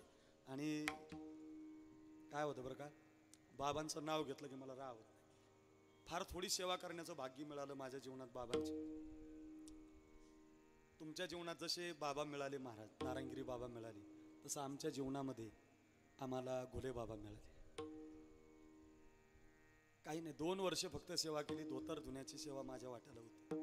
काही नाही केलं महाराज, मी लय अभंग पाठ नाहीत, लय कीर्तन मला जमत नाहीत, पण बाबांचा आशीर्वाद लागला. साधूच्या आशीर्वादाची ताकद अशी, या 2-4 वर्षात महाराष्ट्रातला तालुका राहिला नाही हो कीर्तनाचं. माझे रोज कीर्तनं लोक घेतात माझी. मला नवल वाटतं बाबांचा आशीर्वाद महाराज. ते बाबा उदाहरण सांगायचे पाठामध्ये. बाबा म्हणायचे, नाथ महाराजांच्या वाड्यावर एकदा चोरी झाली होती. तुमच्याकडे चोर आहेत का इकडं? नाही नाही ना, येऊ का राहायला येऊ? चोराचे 2 प्रकार असतात आपल्या देशामध्ये. 2च चोर आहेत, एक उत्तम चोर, एक भंगार चोर. एक उत्तम चोर आहे, एक भंगार चोर आहे. एक उत्तम चोर म्हणजे सोनं चोरणारा, पैसे चोरणारा. भंगार चोर म्हणजे सप्त्याच्या मंडपातल्या चपला हाण, पकवाजाचे गट्टेच घेऊन जाय, कणिकच खिशात घाल, मायकावाल्याचं वायरच घेऊन जा, म्हणजे असे भंगार नव्हते, उत्तम चोर होते, उत्तम. ऐका, आणि चोरांची संख्या 24 होती. ऐका, चोर किती होते? 24 चोर नाथ बाबांच्या वाड्यात गेले आणि त्यांनी सोनं चोरलं म्हणतात. तर पहिल्या चोराने 2 क्विंटलचं सोन्याचं गाठोडं बांधलं. पूर्वीच्या काळातले माणसं 2 क्विंटल सहजच उचलायची. आता माझाच बाप 1 क्विंटल उचलीत होता. माझाच बाप 1 क्विंटल सहजच उचलायचं. मला नाही जमायचं ते, पण वडील उचलायचे. आता तुम्हाला सांगतो, आता नाही जमणार, कारण वडापाव खाऊन आतपाव झाली पोरं महाराज. आता ती मेळ नाही जमला. हे पाणीपुरीने वडापाव भंगार माल आला. पूर्वीच्या काळातले माणसं महाराज रगड भाकरी वगैरे खायची, ताकद असायची. 2 क्विंटल सहजच. चोर 24 होते. नाथ महाराजांची श्रीमंती सांगतो तुम्हाला. नाथ महाराजांच्या वाड्यात गेलेल्या चोरानं पहिल्यानं 2 क्विंटलचं सोन्याचं गाठोडं बांधलं. शेजारच्या चोराला वाटलं राव याने 2चं बांधलं, त्यानं त्याच्यापेक्षा थोडं जास्त बांधलं. तिसऱ्यानं त्याच्यापेक्षा थोडं जास्त, चौथ्यानं त्याच्यापेक्षा, 5व्यानं त्याच्यापेक्षा, असे गाठोडे वाढत गेले. जास्त वजनाचे गाठोडं झाल्यामुळं झालं काय, एकाला एकाच्या डोक्यावर घेता येईल. मग शेजारच्या चोरानं हात लावला, पहिल्याच्या डोक्यावर दिलं, पहिला वाटी लावला, म्हणजे दुसऱ्यानं पहिला, तिसऱ्यानं दुसरा, चौथ्यानं तिसरा, 5व्यानं चौथा, 6व्यानं 5वा, असं एकानं एकाला उचलून दिल्यामुळं 23 चोर रस्त्याला लागले. 23. एकच चोर खाली राहिला. तर का राहिला? त्याला उचलून द्यायलाच कोणी राहिलं. त्याने आवाज दिला, अरे तुम्ही चालले ना माझं, तुमच्या गाठोड्याचा मेळ लागला. म्हटलं माझं गाठोडं? अहो, तेवढ्याच आवाजात नाथ महाराजांना जाग आली. नाथ महाराजांनी वाड्याची कडी उघडली. नाथ महाराज त्या चोराला म्हटलं, ए राजा, जाऊ दे त्यांना, मी उचलून देतो तुला. इथं लोणीमध्ये असा एखादा असला इकडं राहते करतं, सांगा मला, मुक्काम करतो 2-4 दिवस. नाही जमणार महाराज. आपल्या घरातलं सोनं चोरांच्या डोक्यावर उचलून दिलं. काय श्रीमंती असेल. जाऊ द्या व्यावहारिक श्रीमंती. नाथ महाराजांची खरी श्रीमंती महाराज सांगायची. द्वारकेची मूर्त एकनाथा घरी, पाणी वाय हरी कावडीने. अहो, देव त्यांच्या घरी कावडीने पाणी वाहिला. काय श्रीमंती असेल. श्रीखंड्या चंदन उगाळूनी करी, व श्री गंगा तिरी धुतासे, कपडे धुवायला देवे, सेवेसी तत्पर ठाईची ये ठाई, देव पूजे समयी तिष्ठत से, श्रीखंड्या चंदन उगाळून करी. त्याच्यापेक्षा महाराज पुढे जाऊन म्हटले, निळा मने देव राबे घरी, निळा मने देव राबे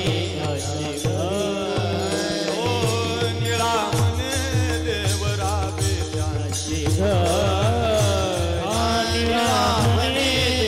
राबे त्यांचे सोपदारी करीत से,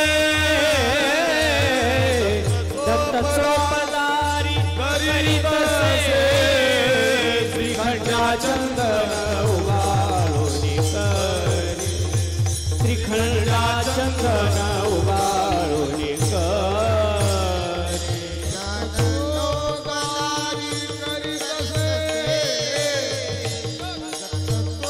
सोपदारी करीत से, श्रीखंडा चंदन उबाळूनी करी.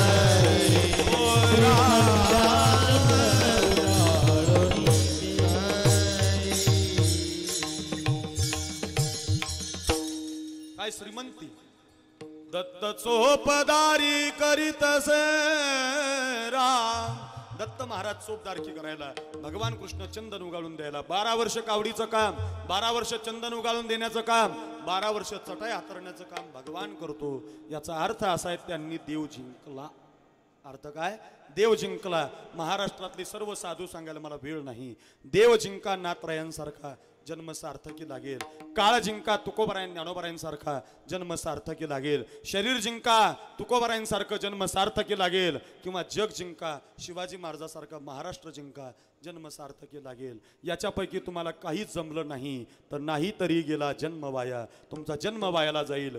महाराज म्हणतात आम्ही देवही जिंकला, आम्ही काळही जिंकला, आम्ही शरीरही जिंकलंय आणि आम्ही जगही जिंकलंय. आणि हे जिंकल्याचा परिणाम आमचा जन्म सार्थकी लागला. अभंगाचं पहिलं चरण. जन्मालो त्याचे जन्मालो त्याचे जन्मालो त्याचे जन्मालो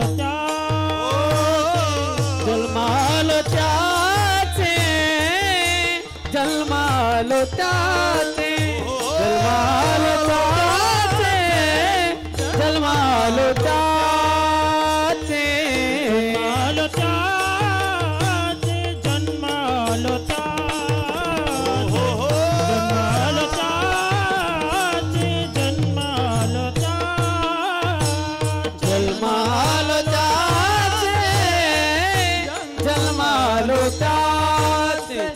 जन्मालो त्याचे जन्मालो त्याचे आजी फळ झाले साचे बाबा क्या आजी फळ झाले साचे तुम्ही सांभाळिले संधी तुम्ही सांभाळिले संधी आजी फळ झाले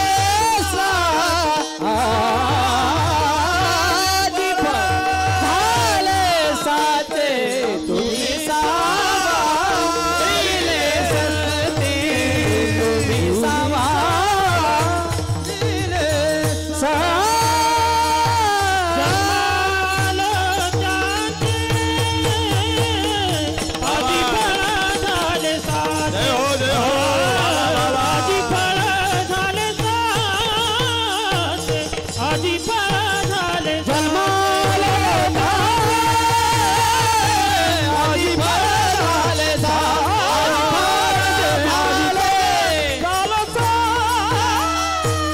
आजी फळ झाले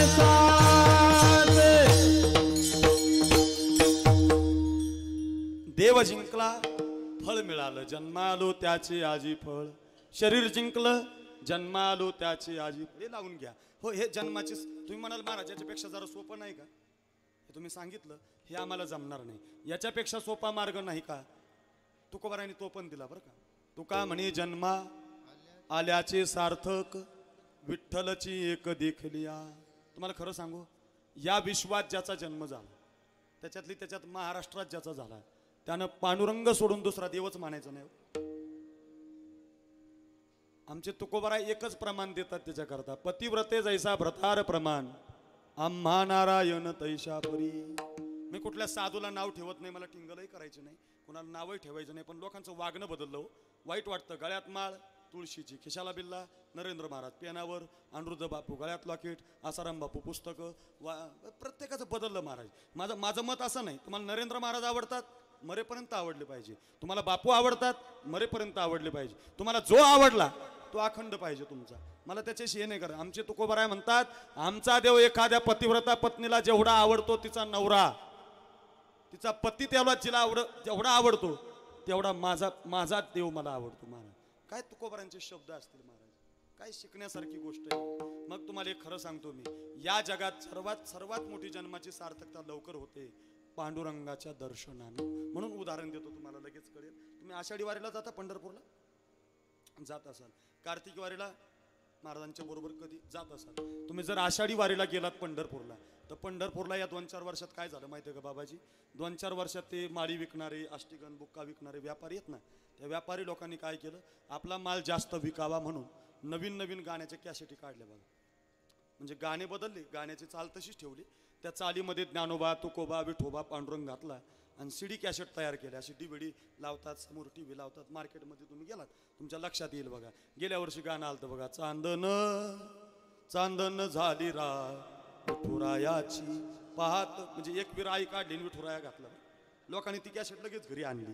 आज 2 वर्षापूर्वी एक गाणं आलं, हॅलो पांडुरंग बोलतोय, पांडुरंग, पण लोकांनी ते पण घरी आणलं. आणि आज 4-5 वर्षापूर्वी तुम्ही आबांना विचारा, आळंदीला मंदिराकडे दर्शनाला गेलं, मंदिराकडे जाताना कातकडे महाराज सांगतील, किशोर महाराज सांगतील, मंदिराकडे जाताना एक दुकान आहे, त्या दुकानावर एक TV लावली जायची, तिथे एक DVD, त्याच्यात एक कॅसेट, आणि त्या TVला एकच गाणं, भक्त पुंडलिकासाठी उभा राहिला विटेवरी, धनी मलाही दाखवाना विठुरायाची पंढरी. ऐकलं गाणं? ऐकलं? बऱ्याच जणांचे पाठ असेल बरं का हे गाणं, पण हे गाणं खरंच चांगलं आहे महाराज. मला त्या गाण्याचा विरोध नाही करायचा. का चांगलं आहे? कारण ते ज्ञानोबा तुकोबाच्या विचाराचं. पूर्वीच्या काळातली प्रत्येक गोष्ट इथून निघायची महाराज. म्हणून पूर्वीच्या काळातल्या कविता संप्रदायाला धरून असायच्या, पूर्वीच्या काळातले गाणे या विचाराला धरून असायचे. पूर्वीचा काळ सुंदर होता महाराज. पूर्वीच्या काळातली बाई डोक्यावरती पदर घ्यायची असं म्हणतात. आता नको आता जर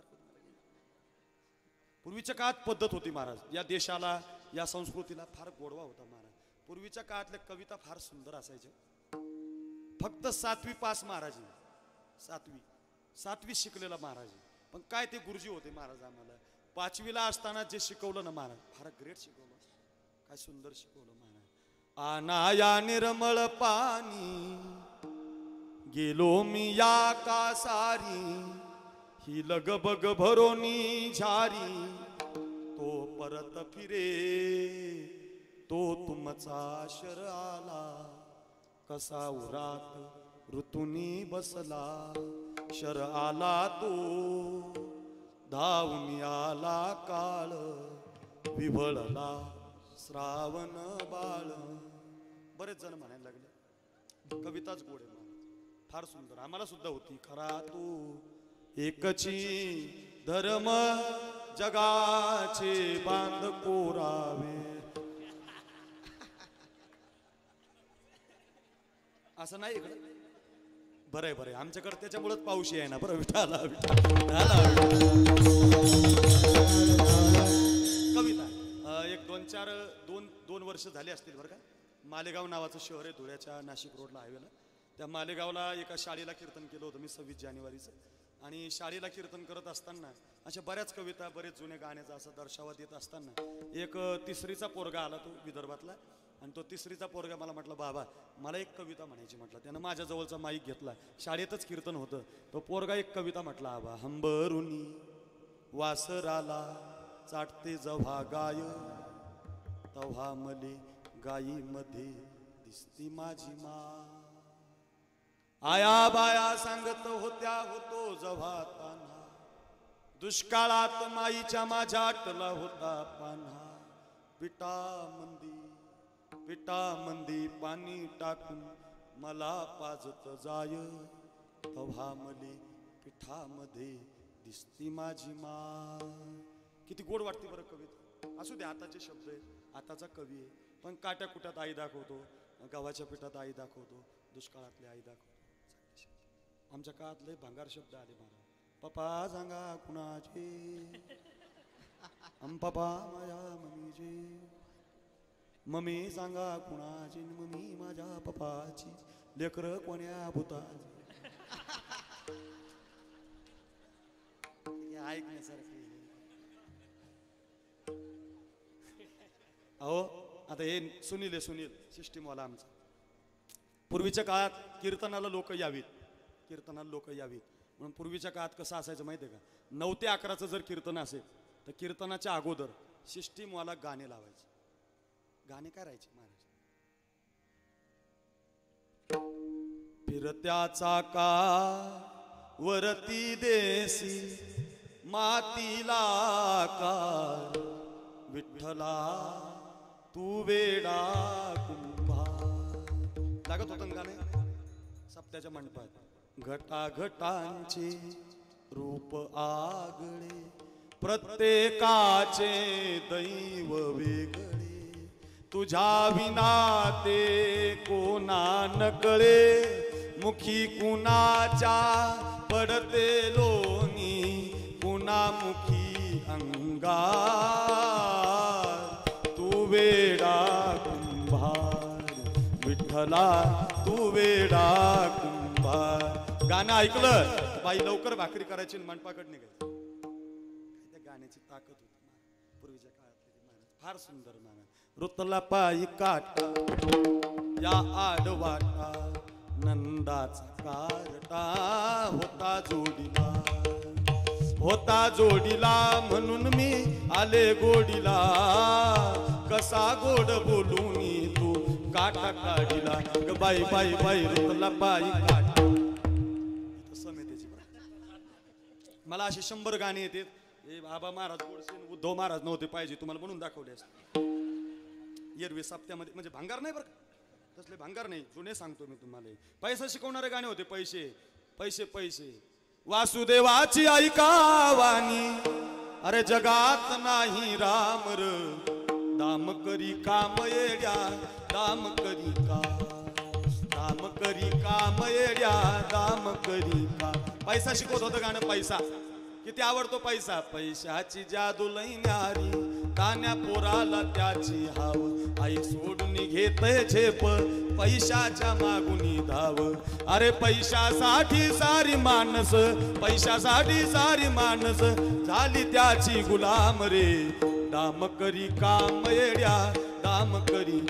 सुधीर फडकेचं गाणं आहे बरं का. आमच्याकडे भगवानगडाचे नारळी सप्ताह, नारायणगडाचे नारळी सप्ताह व्हायचे पूर्वीच्या काळात. आम्ही लहान लहान असायचो आणि मग ते सप्ताहाला आम्ही जायचो ना, ते नारळी सप्ताह. ते सुधीर फडके एकतारी भजन करायची. काय ते गाणे असायचे. मी कशा करता लांबवलं. हे पूर्वीच्या काळातले. आता असे गाणे राहिले नाही. आताच्या गाण्यांनी फार भ्रष्ट कारभार केला महाराज. इतके विचित्र गाणे लोकांनी काढले. कीर्तनकाराला हे सांगावं लागणार आहे. तुम्ही म्हणताल का इतके विचित्र. अहो त्या राधेवर काय कमी लोकांनी गाणे काढले बा, काही गाणे निघत. अहो त्या राधेला सर्वात या गाण्याने विचित्र बनवलं मला. काही म्हणतात वो. माग एक गाणं आलं बघा, अरे रे मेरे जान है राधा तेरे पे कुर्बान में बिन लाजा नालायक. अशी होती काय राधा आमची. काही लोक मार. अहो हे गाणे ऐकून आपले चांगले चांगले भजनी म्हणते आहेत. राधे चल माझ्या गावाला जाऊ, सारं गोकुळ फिरू. राधा नाही हो एवढं. मला एक जणांना कीर्तनात प्रमाण दिलं तर आबा महाराज एकदा कीर्तनात. इतका राग आला महाराज मला. इतकं प्रमाण. काल्याच्या कीर्तनात प्रमाण दिलं तर काल्याच्या कीर्तनात राधा रंगानं दिसते छान, तिच्या वेणीला गोंडे दोन. म्हणलं बिनलाच्या बायकोला लावू ना गोंडे तिकडे. आमची बाय राधेला काय राधा गोंडे लावणारी. अशी होती का राधा महाराज. क्षणभरी घरी आसता करी खोडी शारंग पाणी, क्षणभरी हरी असता करी खोडी शारंग पाणी, वया बाहेरी जाता आळ घेती गवळणी, आपटोनी निजविते पळून जातू राजद्वारा, आपटोनी निजविते पळून जातू राजद्वारा.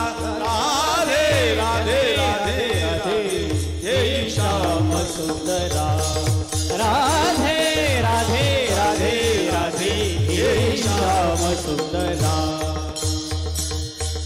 ही राधा शिकवा आमच्या मुलांना. ही राधा शिकवा.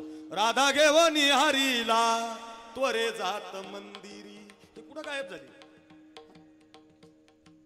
हृदय मंच की पौडविला श्री हरी, एका जनार्दनी हरीला भोगी राधा सुंदरी. राधे राधे राधे राधे हे श्याम सुंदरा. हे पूर्वीच्या काळात होतं. मी लांबलं कशामुळे. एक गाणं म्हटलो आपण, भक्त पुंडलिकासाठी उभा राहिला विटीवरी. हे गाणं तरी का म्हणायचं. याच्यातला एक शब्द घ्यायचा आपल्याला. एका वेश्येची मुलगी भक्ती करून धन्य झाली, कान्होपात्रेला देवानं मंदिरात जागा दिली. एक कान्होपात्रा नावाची मुलगी आहे. 16.5 वर्षाचं वय आहे. इतकी दिसायला सुंदर म्हणतात. एखाद्या सुकलेल्या कमळाच्या फुलाला स्पर्श करावा तर कमळ पुन्हा उमलावं. पान जर खाल्लं तर गळ्यातून दिसावं. काय तिची सुंदरता असेल. आपल्या बायकासारखी डांबरी मेन कापडी नाही. आपली लय भारी पा तिकावाडाकर चालली भिताडाकर एक डोळा हेकना की दर बी देखना असली नाही इतकी सुंदर महाराज सुकलेलं कमळाचं फुल पुन्हा उमलावं इतकी सुंदरता तिची फक्त एक दुर्भाग्य आई माहिती बाप माहिती काय आई माहिती बाप माहिती नाही वेश्याची मुलगी आली समाज तिची निंदा करायचा समाज तिची टिंगल करायचा फार महत्वाचं असेल ऐका ती 16.5 वर्षाची मुलगी नामदेवरायचं कीर्तन चंद्रभागेच्या वाळवंटात चाललं होतं ज्ञानोबाराय त्या कीर्तनात टाळ घेऊन उभे होते ज्ञानोबाराय खरं सांगू 2 अभंगावरती कीर्तन यायला लागलं की कीर्तनकार टाळ घेत नाही महाराज 2 अभंग काय महारथी माणसं आहेत महाराज आबा महाराज असतील उद्धव महाराज असतील टाळ घेऊन उभी आहेत महाराज माझं भाग्य महाराज खरंच गड्या लाख कीर्तन होतील गड्या पण असा योग माझ्या जीवनात पुन्हा कधी येणार टाळ घेऊन माऊली उभे होते नामदेवरायचं कीर्तन झालं वारीमध्ये चालत आलेली कानोपात्रा माऊलीच्या पायाला लागली आणि ज्ञानोबारांना एक मार्ग तिनं विचारला माऊली तुम्ही कोण आहात साधकांचा माय बाप दरुशने हरिताप सर्वाभूती सुखरूप ज्ञानोबा माझा तुम्ही काय करू शकत नाही चालविली जड भिंती हरली चांग याची भ्रांती पूर्ण अभंग पाहून घ्या माऊली तुमच्या पायाला मी लागले अपवित्र कुळात माझा जन्म झालाय ज्ञानोबा सांगा ना माऊली माझा उद्धार होईल का माऊलीने सांगितलं एक करावं लागेल पोरी तुला पांडुरंगाच्या मंदिरात राहावं लागेल मंदिरात राहण्याची आज्ञा माऊलीनं दिली एवढ्या शब्दावरती पूर्ण विश्वास ठेवला ऐका विश्वासी तो खरी स्वामीवरी सत्ता मुलगी पांडुरंगाच्या मंदिरात आली वय 16.5 वर्षाचं होतं गड्या पायामध्ये घुंगरं बांधायची गळ्यामध्ये विणा अडकवायची पांडुरंगाच्या मंदिरात नाचून भजन करायची अपवित्र कुळात जन्म झाला होता माऊलीनं मार्ग दिला होता संत विचारात कानोपात्र आली होती पायामध्ये घुंगरं बांधायची गळ्यामध्ये विणा अडकवायची सुंदर स्वरात विणा लावायची पुर्या धनश्री रागात भैरवी रागात जोगिया मालकंस मारवा मल्हार अशा वेगवेगळ्या रागात नाचून भजन करायची आता एवढ्या चाली म्हणायला वेळ राहिला नाही अशी नाचून भजन करायची ती दिसणं तिचं नाचणं तिचं गाणं पाहायला आता समाज जमू लागला समाज जमता जमता कर्नाटकाच्या ताब्यात पांडुरंगाचं मंदिर होतं तत्कालीन परिस्थितीमध्ये तो बादशाह तो बिदरचा बादशाह एक दिवस आला होता त्यानं सुद्धा ती मुलगी पाहिली एवढी आवडली कुणाची मुलगी आहे एका वेश्येची मुलगी आहे कुठलं गाव आहे मंगळवेढा गाव आहे मंगळवेढा गावाला त्या मुलीच्या आईशी सौदा करण्यात आला त्या मुलीला विकत घेण्यात आलं अरे देवाच्या दरबारात काय नसते आपल्या दरबारात नसली पाहिजे आदेश निघाले पकडून आणा येत नसेल तर पकडून आणा ऐका राजसेवक कानोपात्रेच्या मागं लागले म्हणतात वेळ कमी आहे कानोपात्रा पुढे चालत होती कानोपात्रेच्या कानावर बातमी पडली की मला आता बादशाह पकडून नेणार आहे मला तर माऊलीनं सांगितलंय पांडुरंगाचं मंदिर सोडायचं नाही ऐका माझं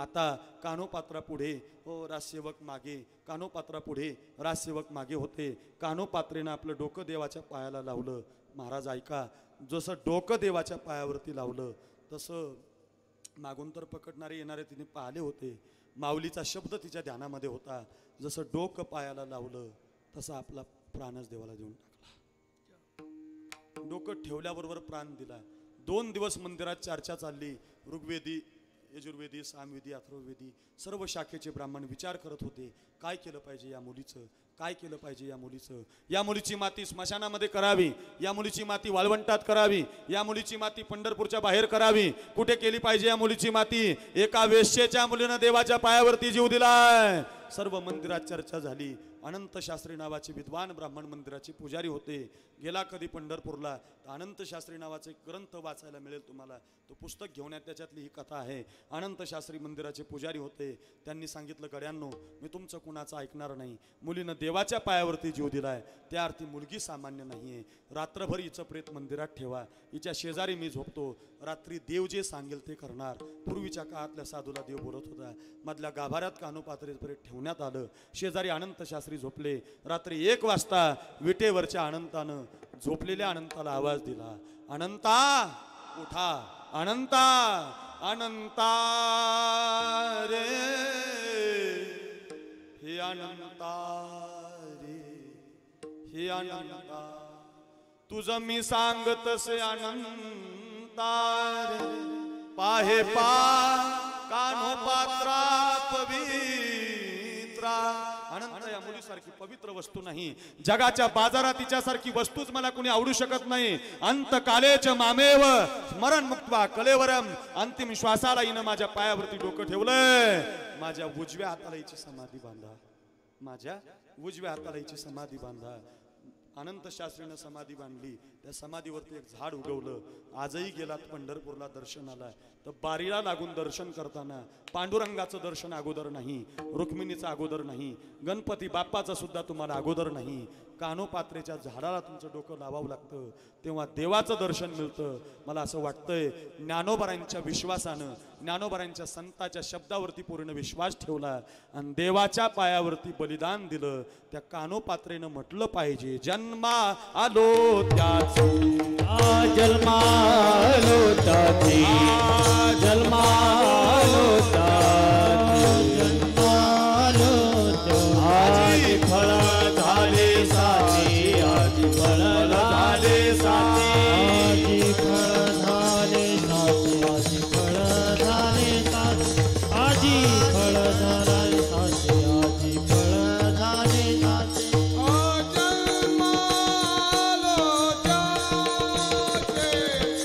आजी फळ झाले साचे. जय हो बाबा. आजी फळ झाले साचे, आजी फळ झाले साचे. जन्मालो त्याचे, आजी फळ झाले साचे, आजी फळ झाले साचे, आजी फळ झाले साचे. संत विचाराची ताकद आहे. संत विचारावरती विश्वास ठेवला, देवाच्या पायावरती बलिदान जीव दिला. परिणाम जन्मालो त्याचे, आजी फळ झाली. देव जिंकलाय नाथ बाबांनी, जन्मालो त्याचे, आजी फळ झाली. काळ जिंकलाय, जन्मालो त्याचे, आजी फळ झाली. शरीर जिंकलंय, जन्मालो त्याचे, आजी फळ झाली. ऐका, असं भरपूर बोलता येईल एकाच चरणावरती. 9ला फक्त 10 मिनिटं राहिलेत आपल्याकडं. ऐका, जन्माची सार्थकता करायची असेल तर पांडुरंगाच्या दर्शनात होऊ शकते. मी सांगितलेली उदाहरणं घेऊन जा, जन्माची सार्थकता होते. आणखी एक महत्त्वाचा मुद्दा देईल तुम्हाला. जन्म सोन्याचा करायचा आहे तुम्हाला, जन्म सार्थकी लावायचा आहे. आजच्या तरुण पिढीसाठी, बरं, आजच्या तरुण पिढीनं कधीतरी देशासाठी जगलं पाहिजे. आजचा सर्वात मोठा जन्म सार्थकी लावण्याचं कार्य सांगू तुम्हाला. अहो 35 वर्षाची, 23 वर्षाची, 22 वर्षाची, 25 वर्षाची तरणी बांड पोरं सीमेवरती उभी आहे बंदूक घेऊन. सीमेवरती आता 2 दिवसाचा पेपर वाचा, तो साताऱ्याचा मुलगा गेलाय.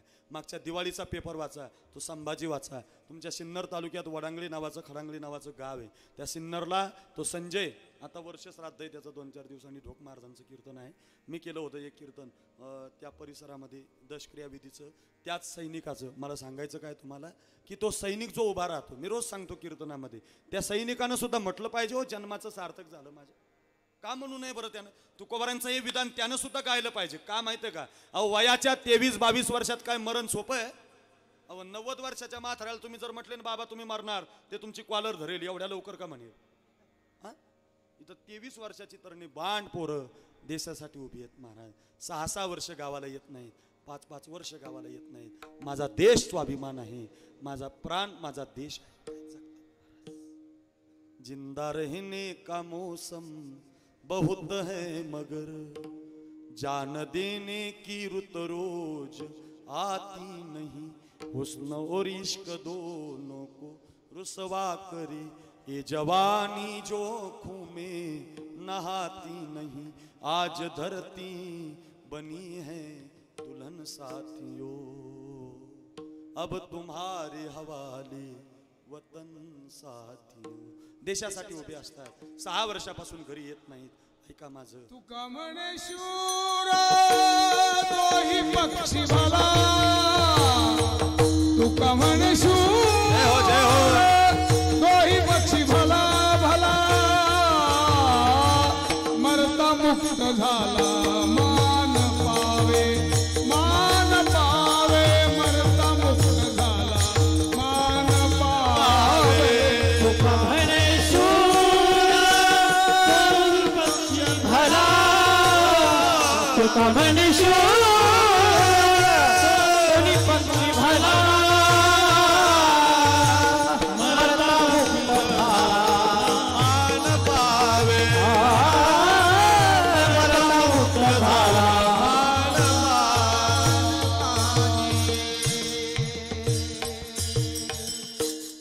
विषयाचं सार्थक झालं. मरता मुक्त झाला मान पावे. ऐका माझं, अशाच एका सैनिकाची 2 मिनिटाची कहाणी सांगणार आहे मी तुम्हाला. 6 वर्ष झाले होते आबा. एक सैनिक जम्मू काश्मीरच्या खोऱ्यामध्ये जगत होता. 6 वर्षापासून घरी आला नव्हता. 6 वर्षापासून त्याची आई वाट पाहत होती, त्याचा बाप वाट पाहत होता, त्याचं कुटुंब वाट पाहत होतं. त्याचं जीवन म्हणजे फक्त आणि फक्त असं होतं. अय गुजरने वाली हवा जरा मेरा इतना काम करेगी क्या, मेरे गाँव जा मेरे दोस्तों को सलाम दे. 6 वर्ष घरी येत नव्हता. देशासाठी हम जिएंगे और मरेंगे, मेरा कर्मा तू मेरा धर्मा तू, असं त्याचं जीवन होतं. एक दिवस रात्री 9:30 वाजता त्यानं आपल्या घरी फोन लावला होता. दिनांक मागच्या महिन्यातला, ऐका, मागच्या वर्षीचा दिवाळीचा पेपर जर तुम्ही तुमच्या घरी ठेवला असेल तर पुण्यनगरी नावाच्या पेपरला ही कथा आली होती छापून. मी तुम्हाला 2 मिनिटात सांगतो, ऐका. मी 9च्या पुढे जाणार नाही, फक्त 1-2 मिनिटं ऐका. ऐका ना गड्या, फारच महत्वाचं आहे. एवढं ऐकलं तर नक्कीच माझं कीर्तन सफल होईल. घरी गेल्यावर तुमच्या मुलांना हे शिकवा. रात्री साखरे महाराज आले होते, त्यांनी एवढे फार सुंदर पॉईंट दिले. कदाचित कीर्तन सफल होईल, जन्म सार्थकी लागेल माझा. ऐका माझं. 6 वर्षापासून सैनिक घरी आला नव्हता. जम्मू काश्मीरच्या खोऱ्यात देशासाठी जगत होता. एक दिवस रात्री 9:30 वाजता त्यानं घरी फोन लावला. तो फोन त्याच्या बापानं उचलला. हॅलो, कोण बोलतोय? बाबा, मी संभाजी बोलतोय. बाबा, बोल ना रे बाळा, काही संकट तर आलं नाही ना? काही दहशतवाद्याचा हल्ला तर नाही ना? अरे टीव्हीला बातम्या येतात रे, फार विचित्र घटना घडतायत. काही तुमच्यावरती संकट नाही ना? नाही बाबा, काही काळजी करू नका बाबा, कसलंच संकट नाही बाबा, कसलीच अडचण नाही बाबा. मग झाले कशाकरता फोन केलता? काही अडचण बाबा? काही अडचण नाही बाबा. फोन याच्याकरता केला होता बाबा, 6 वर्ष झालेत ना बाबा, गावाकडे आलो नाही बाबा. आईची फार आठवण येते बाबा. बाबा, मुलीची पण फार आठवण येते बाबा. बाबा, गावच्या मातीची आठवण येते बाबा. पण बाबा, तुम्ही पाठवलंय ना मला देशाकरता. बाबा, जगतोय देशाकरता. अरे हो ना, तुला कधी सुट्टी मिळणार नाही का रे? कधीतरी एकदा तरी तू गावाकडे यायला पाहिजे. तो पोरगा म्हणत होता, बाबा काळजी करू नका, त्याच्याकरताच फोन लावलाय बाबा तुम्हाला. माझी रिटायरमेंट झाली बाबा, माझी आता नोकरी संपली बाबा, मला आता उद्या सुट्टी मिळाली बाबा. आणि उद्या दुपारी 11 ते 12 वाजता बाबा मी रेल्वे गाडीनं बसणार आहे आणि 2 दिवसामध्ये येईल बाबा. मी नांदेड नावाचा जिल्हा आहे, लोहा नावाचा तालुका आहे, लोहा तालुक्यात जानापुरी नावाचं गाव आहे बाबा. येतोय बघा मी गावाला बाबा. बाबा त्या ठिकाणी येणार आहे बाबा. आणि मग एखाद्या वेळेला उद्याच्याला निघेल बघा बाबा. इतका बाप आनंदित झाला. फोन ठेवल्याबरोबर आईला बातमी मिळाली. आईनं देवाच्या समोर दिवा लावला. घरात आनंद होता. 6 वर्षानं कुणाचा पती येणार होता, 6 वर्षानं कुणाचा बाप येणार होता, 6 वर्षानं कुणाचा मुलगा येणार होता. सर्व घरदार आनंदामध्ये होतं. फक्त त्या दिवशीची रात्र गेली, दुसऱ्या दिवसाची सकाळ उजाडली. आणि दुसऱ्या दिवशी सकाळी 10:30 वाजता घरातला फोन पुन्हा एकदा वाजला. बापाला असं वाटलं, नक्कीच माझा संभाजी आता रेल्वे गाडीत बसला असेल, नक्कीच माझा संभाजी आता घराकडे निघाला असेल. म्हणून बापानं आनंदानं फोन उचलला. हॅलो, संभाजी बोलतो की काय? नाही बाबा, संभाजीचा मित्र बोलतोय. संभाजीचा मित्र बोलतोय म्हणजे निघाला का आमचा संभाजी? तुम्हाला निरोप द्यायला सांगितला का? नाही निघाला बाबा. काय हो, निघाला नाही म्हणजे सुट्टी कॅन्सल झाली का त्याची? काही अडचण आली का? बाबा, सुट्टी पण कॅन्सल झाली नाही. अहो, मग सुट्टी कॅन्सल झाली नाही म्हणता, तो निघाला पण नाही म्हणता, मग झालं काय असं? बाबा, विचित्रच घडलंय हो. तुमचं अंतकरण जड करून ऐका बाबा. रात्री 9:30 वाजता तुमच्या पोरानं तुम्हाला फोनवरती गावाकडे येण्याचा मेसेज दिला होता. बाबा, त्याच्यानंतर 2 तासानं म्हणजे रात्री 12:30ला आमच्या चौकीवर दहशतवाद्याचा हल्ला झाला बाबा. त्या दहशतवाद्याच्या हल्ल्याला प्रत्युत्तर देत असताना तुमचा संभाजी पुढे सरकला बाबा. बाबा, तुमच्या संभाजीनं क्रांती केली बाबा. 2 दहशतवाद्याचा काटा काढलाय बाबा तुमच्या पोरानं. 2 दहशतवादी संपवलेत बाबा तुमच्या पोरानं. 2 दहशतवाद्याचा खात्मा केलाय, क्रांती केली बाबा तुमच्या पोरानं. फक्त एक झालं बाबा, 2 दहशतवाद्याच्या 4 गोळ्या तुमच्या संभाजीच्या छातीमध्ये गेल्यात आणि तुमचा संभाजी या देशासाठी शहीद झाला बाबा. या देशासाठी शहीद झाला बाबा. मुजरा करून गेलाय. बापाच्या हातातला मोबाईल खाली पडला होता. गाव बंद झालं होतं. टीव्हीला बातमी आली होती.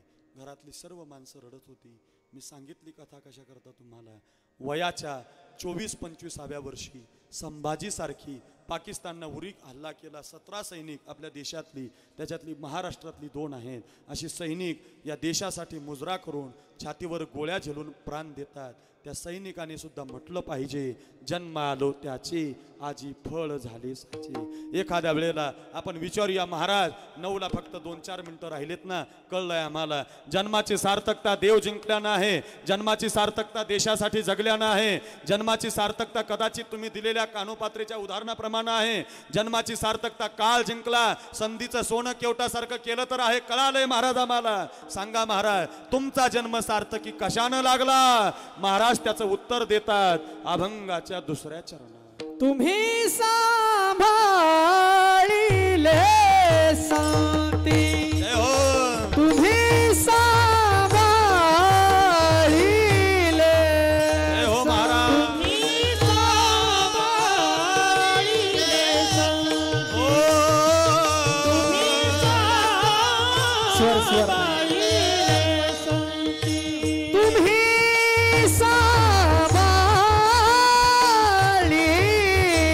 जय हो, जय हो. वा वा. तुम्ही सांभाळिले तुम्ही सांभाळिले सांती, तुम्ही सांभाळिले सांती. भया निरसली गती, जय हो.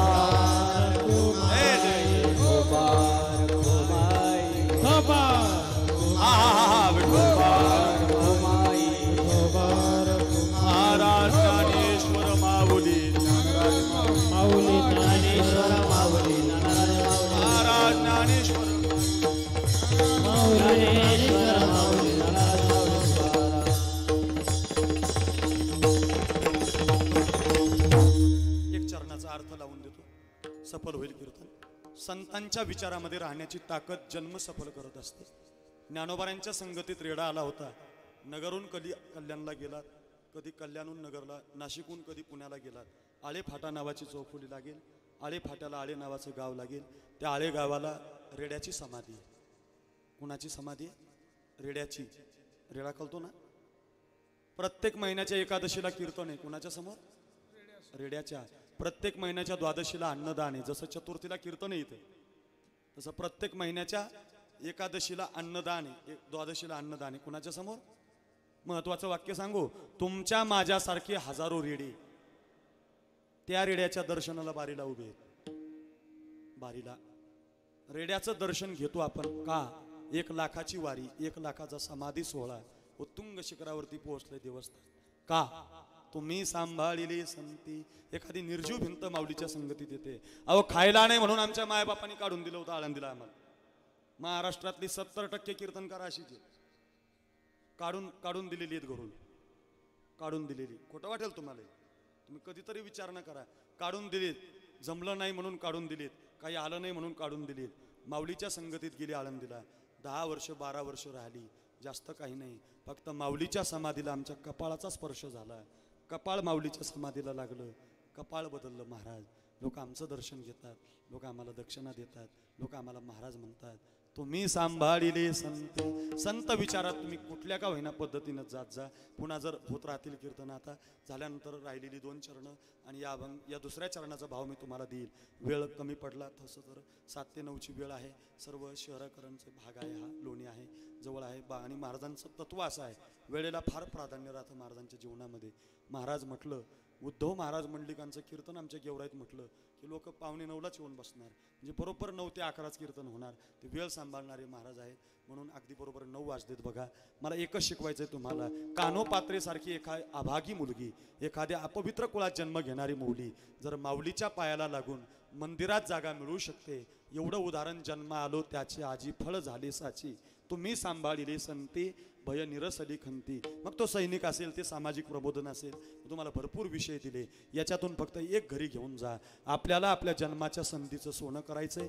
कधीतरी सार्थकता करायची असेल तर सांगितलेल्या कीर्तनातला कुठलाही एक पॉईंट तुमच्या जीवनामध्ये उतरवा. नक्कीच मी दिलेल्या अभंगाचं सार्थकीकरण होईल, मी दिलेल्या चिंतनाचं सार्थकीकरण होईल. एवढं बोलतो, माझ्या वाणीला पूर्णविराम. महाराजांनी दिलेली संधी. खरं तर महाराजांच्या समोर मी असं काही मांडावं असं माझ्याकडं नाही आहे. थोडंसं बोलण्याचा प्रयत्न केला, बरोबर वाटलं ते घ्या. आबासारखी माणसं, प्रकाशजी महाराज, किशोरजी महाराज, या महाराजांच्या परिवारामध्ये किंवा या संबंधित महाराष्ट्रातील ख्यातनाम गायक वादक सुनील महाराज, सर्व मंडळी या ठिकाणी एकत्रित आहेत. महाराजावरती प्रेम करणारी आणखी मंडळी उत्तर उद्यापासून येणारी आहेत. उद्या संस्थेचे आमचे अध्यापक गुरुवर्य उल्हास महाराज यांचं कीर्तन आहे. अशी मोठी विद्वान मंडळी येत आहेत. महाराजांनी एक संधी आम्हाला दिली, त्या संधीचं थोडंसं सोनं करता आलं की नाही ते तुम्हाला माहिती असेल, पण मी करण्याचा प्रयत्न केला. थोडंसं जे आहे ते बरोबर वाटलं ते घ्या. चुकला असेल, एखादा शब्द वाईट वाटला असेल, तुमच्या घरातला लहान बाळ्या समजा आणि सोडून द्या, बरं. एवढी विनंती. विठ्ठल जय जय, जय जय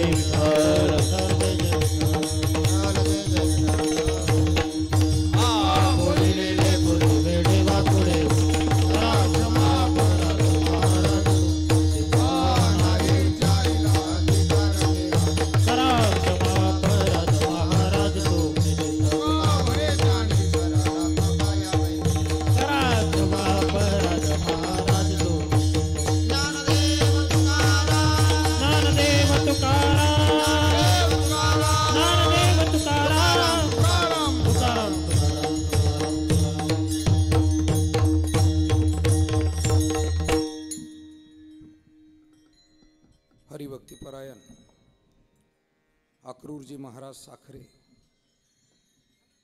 गेवराई, जिल्हा बीड. बसा बाबा, बसा. 2 मिनिट बसा. बसा बसा बसा. 2-3 जण जे उठलेत ते बसा. 2च मिनिट फक्त आपले घेणार आहे आणि अतिशय वेळ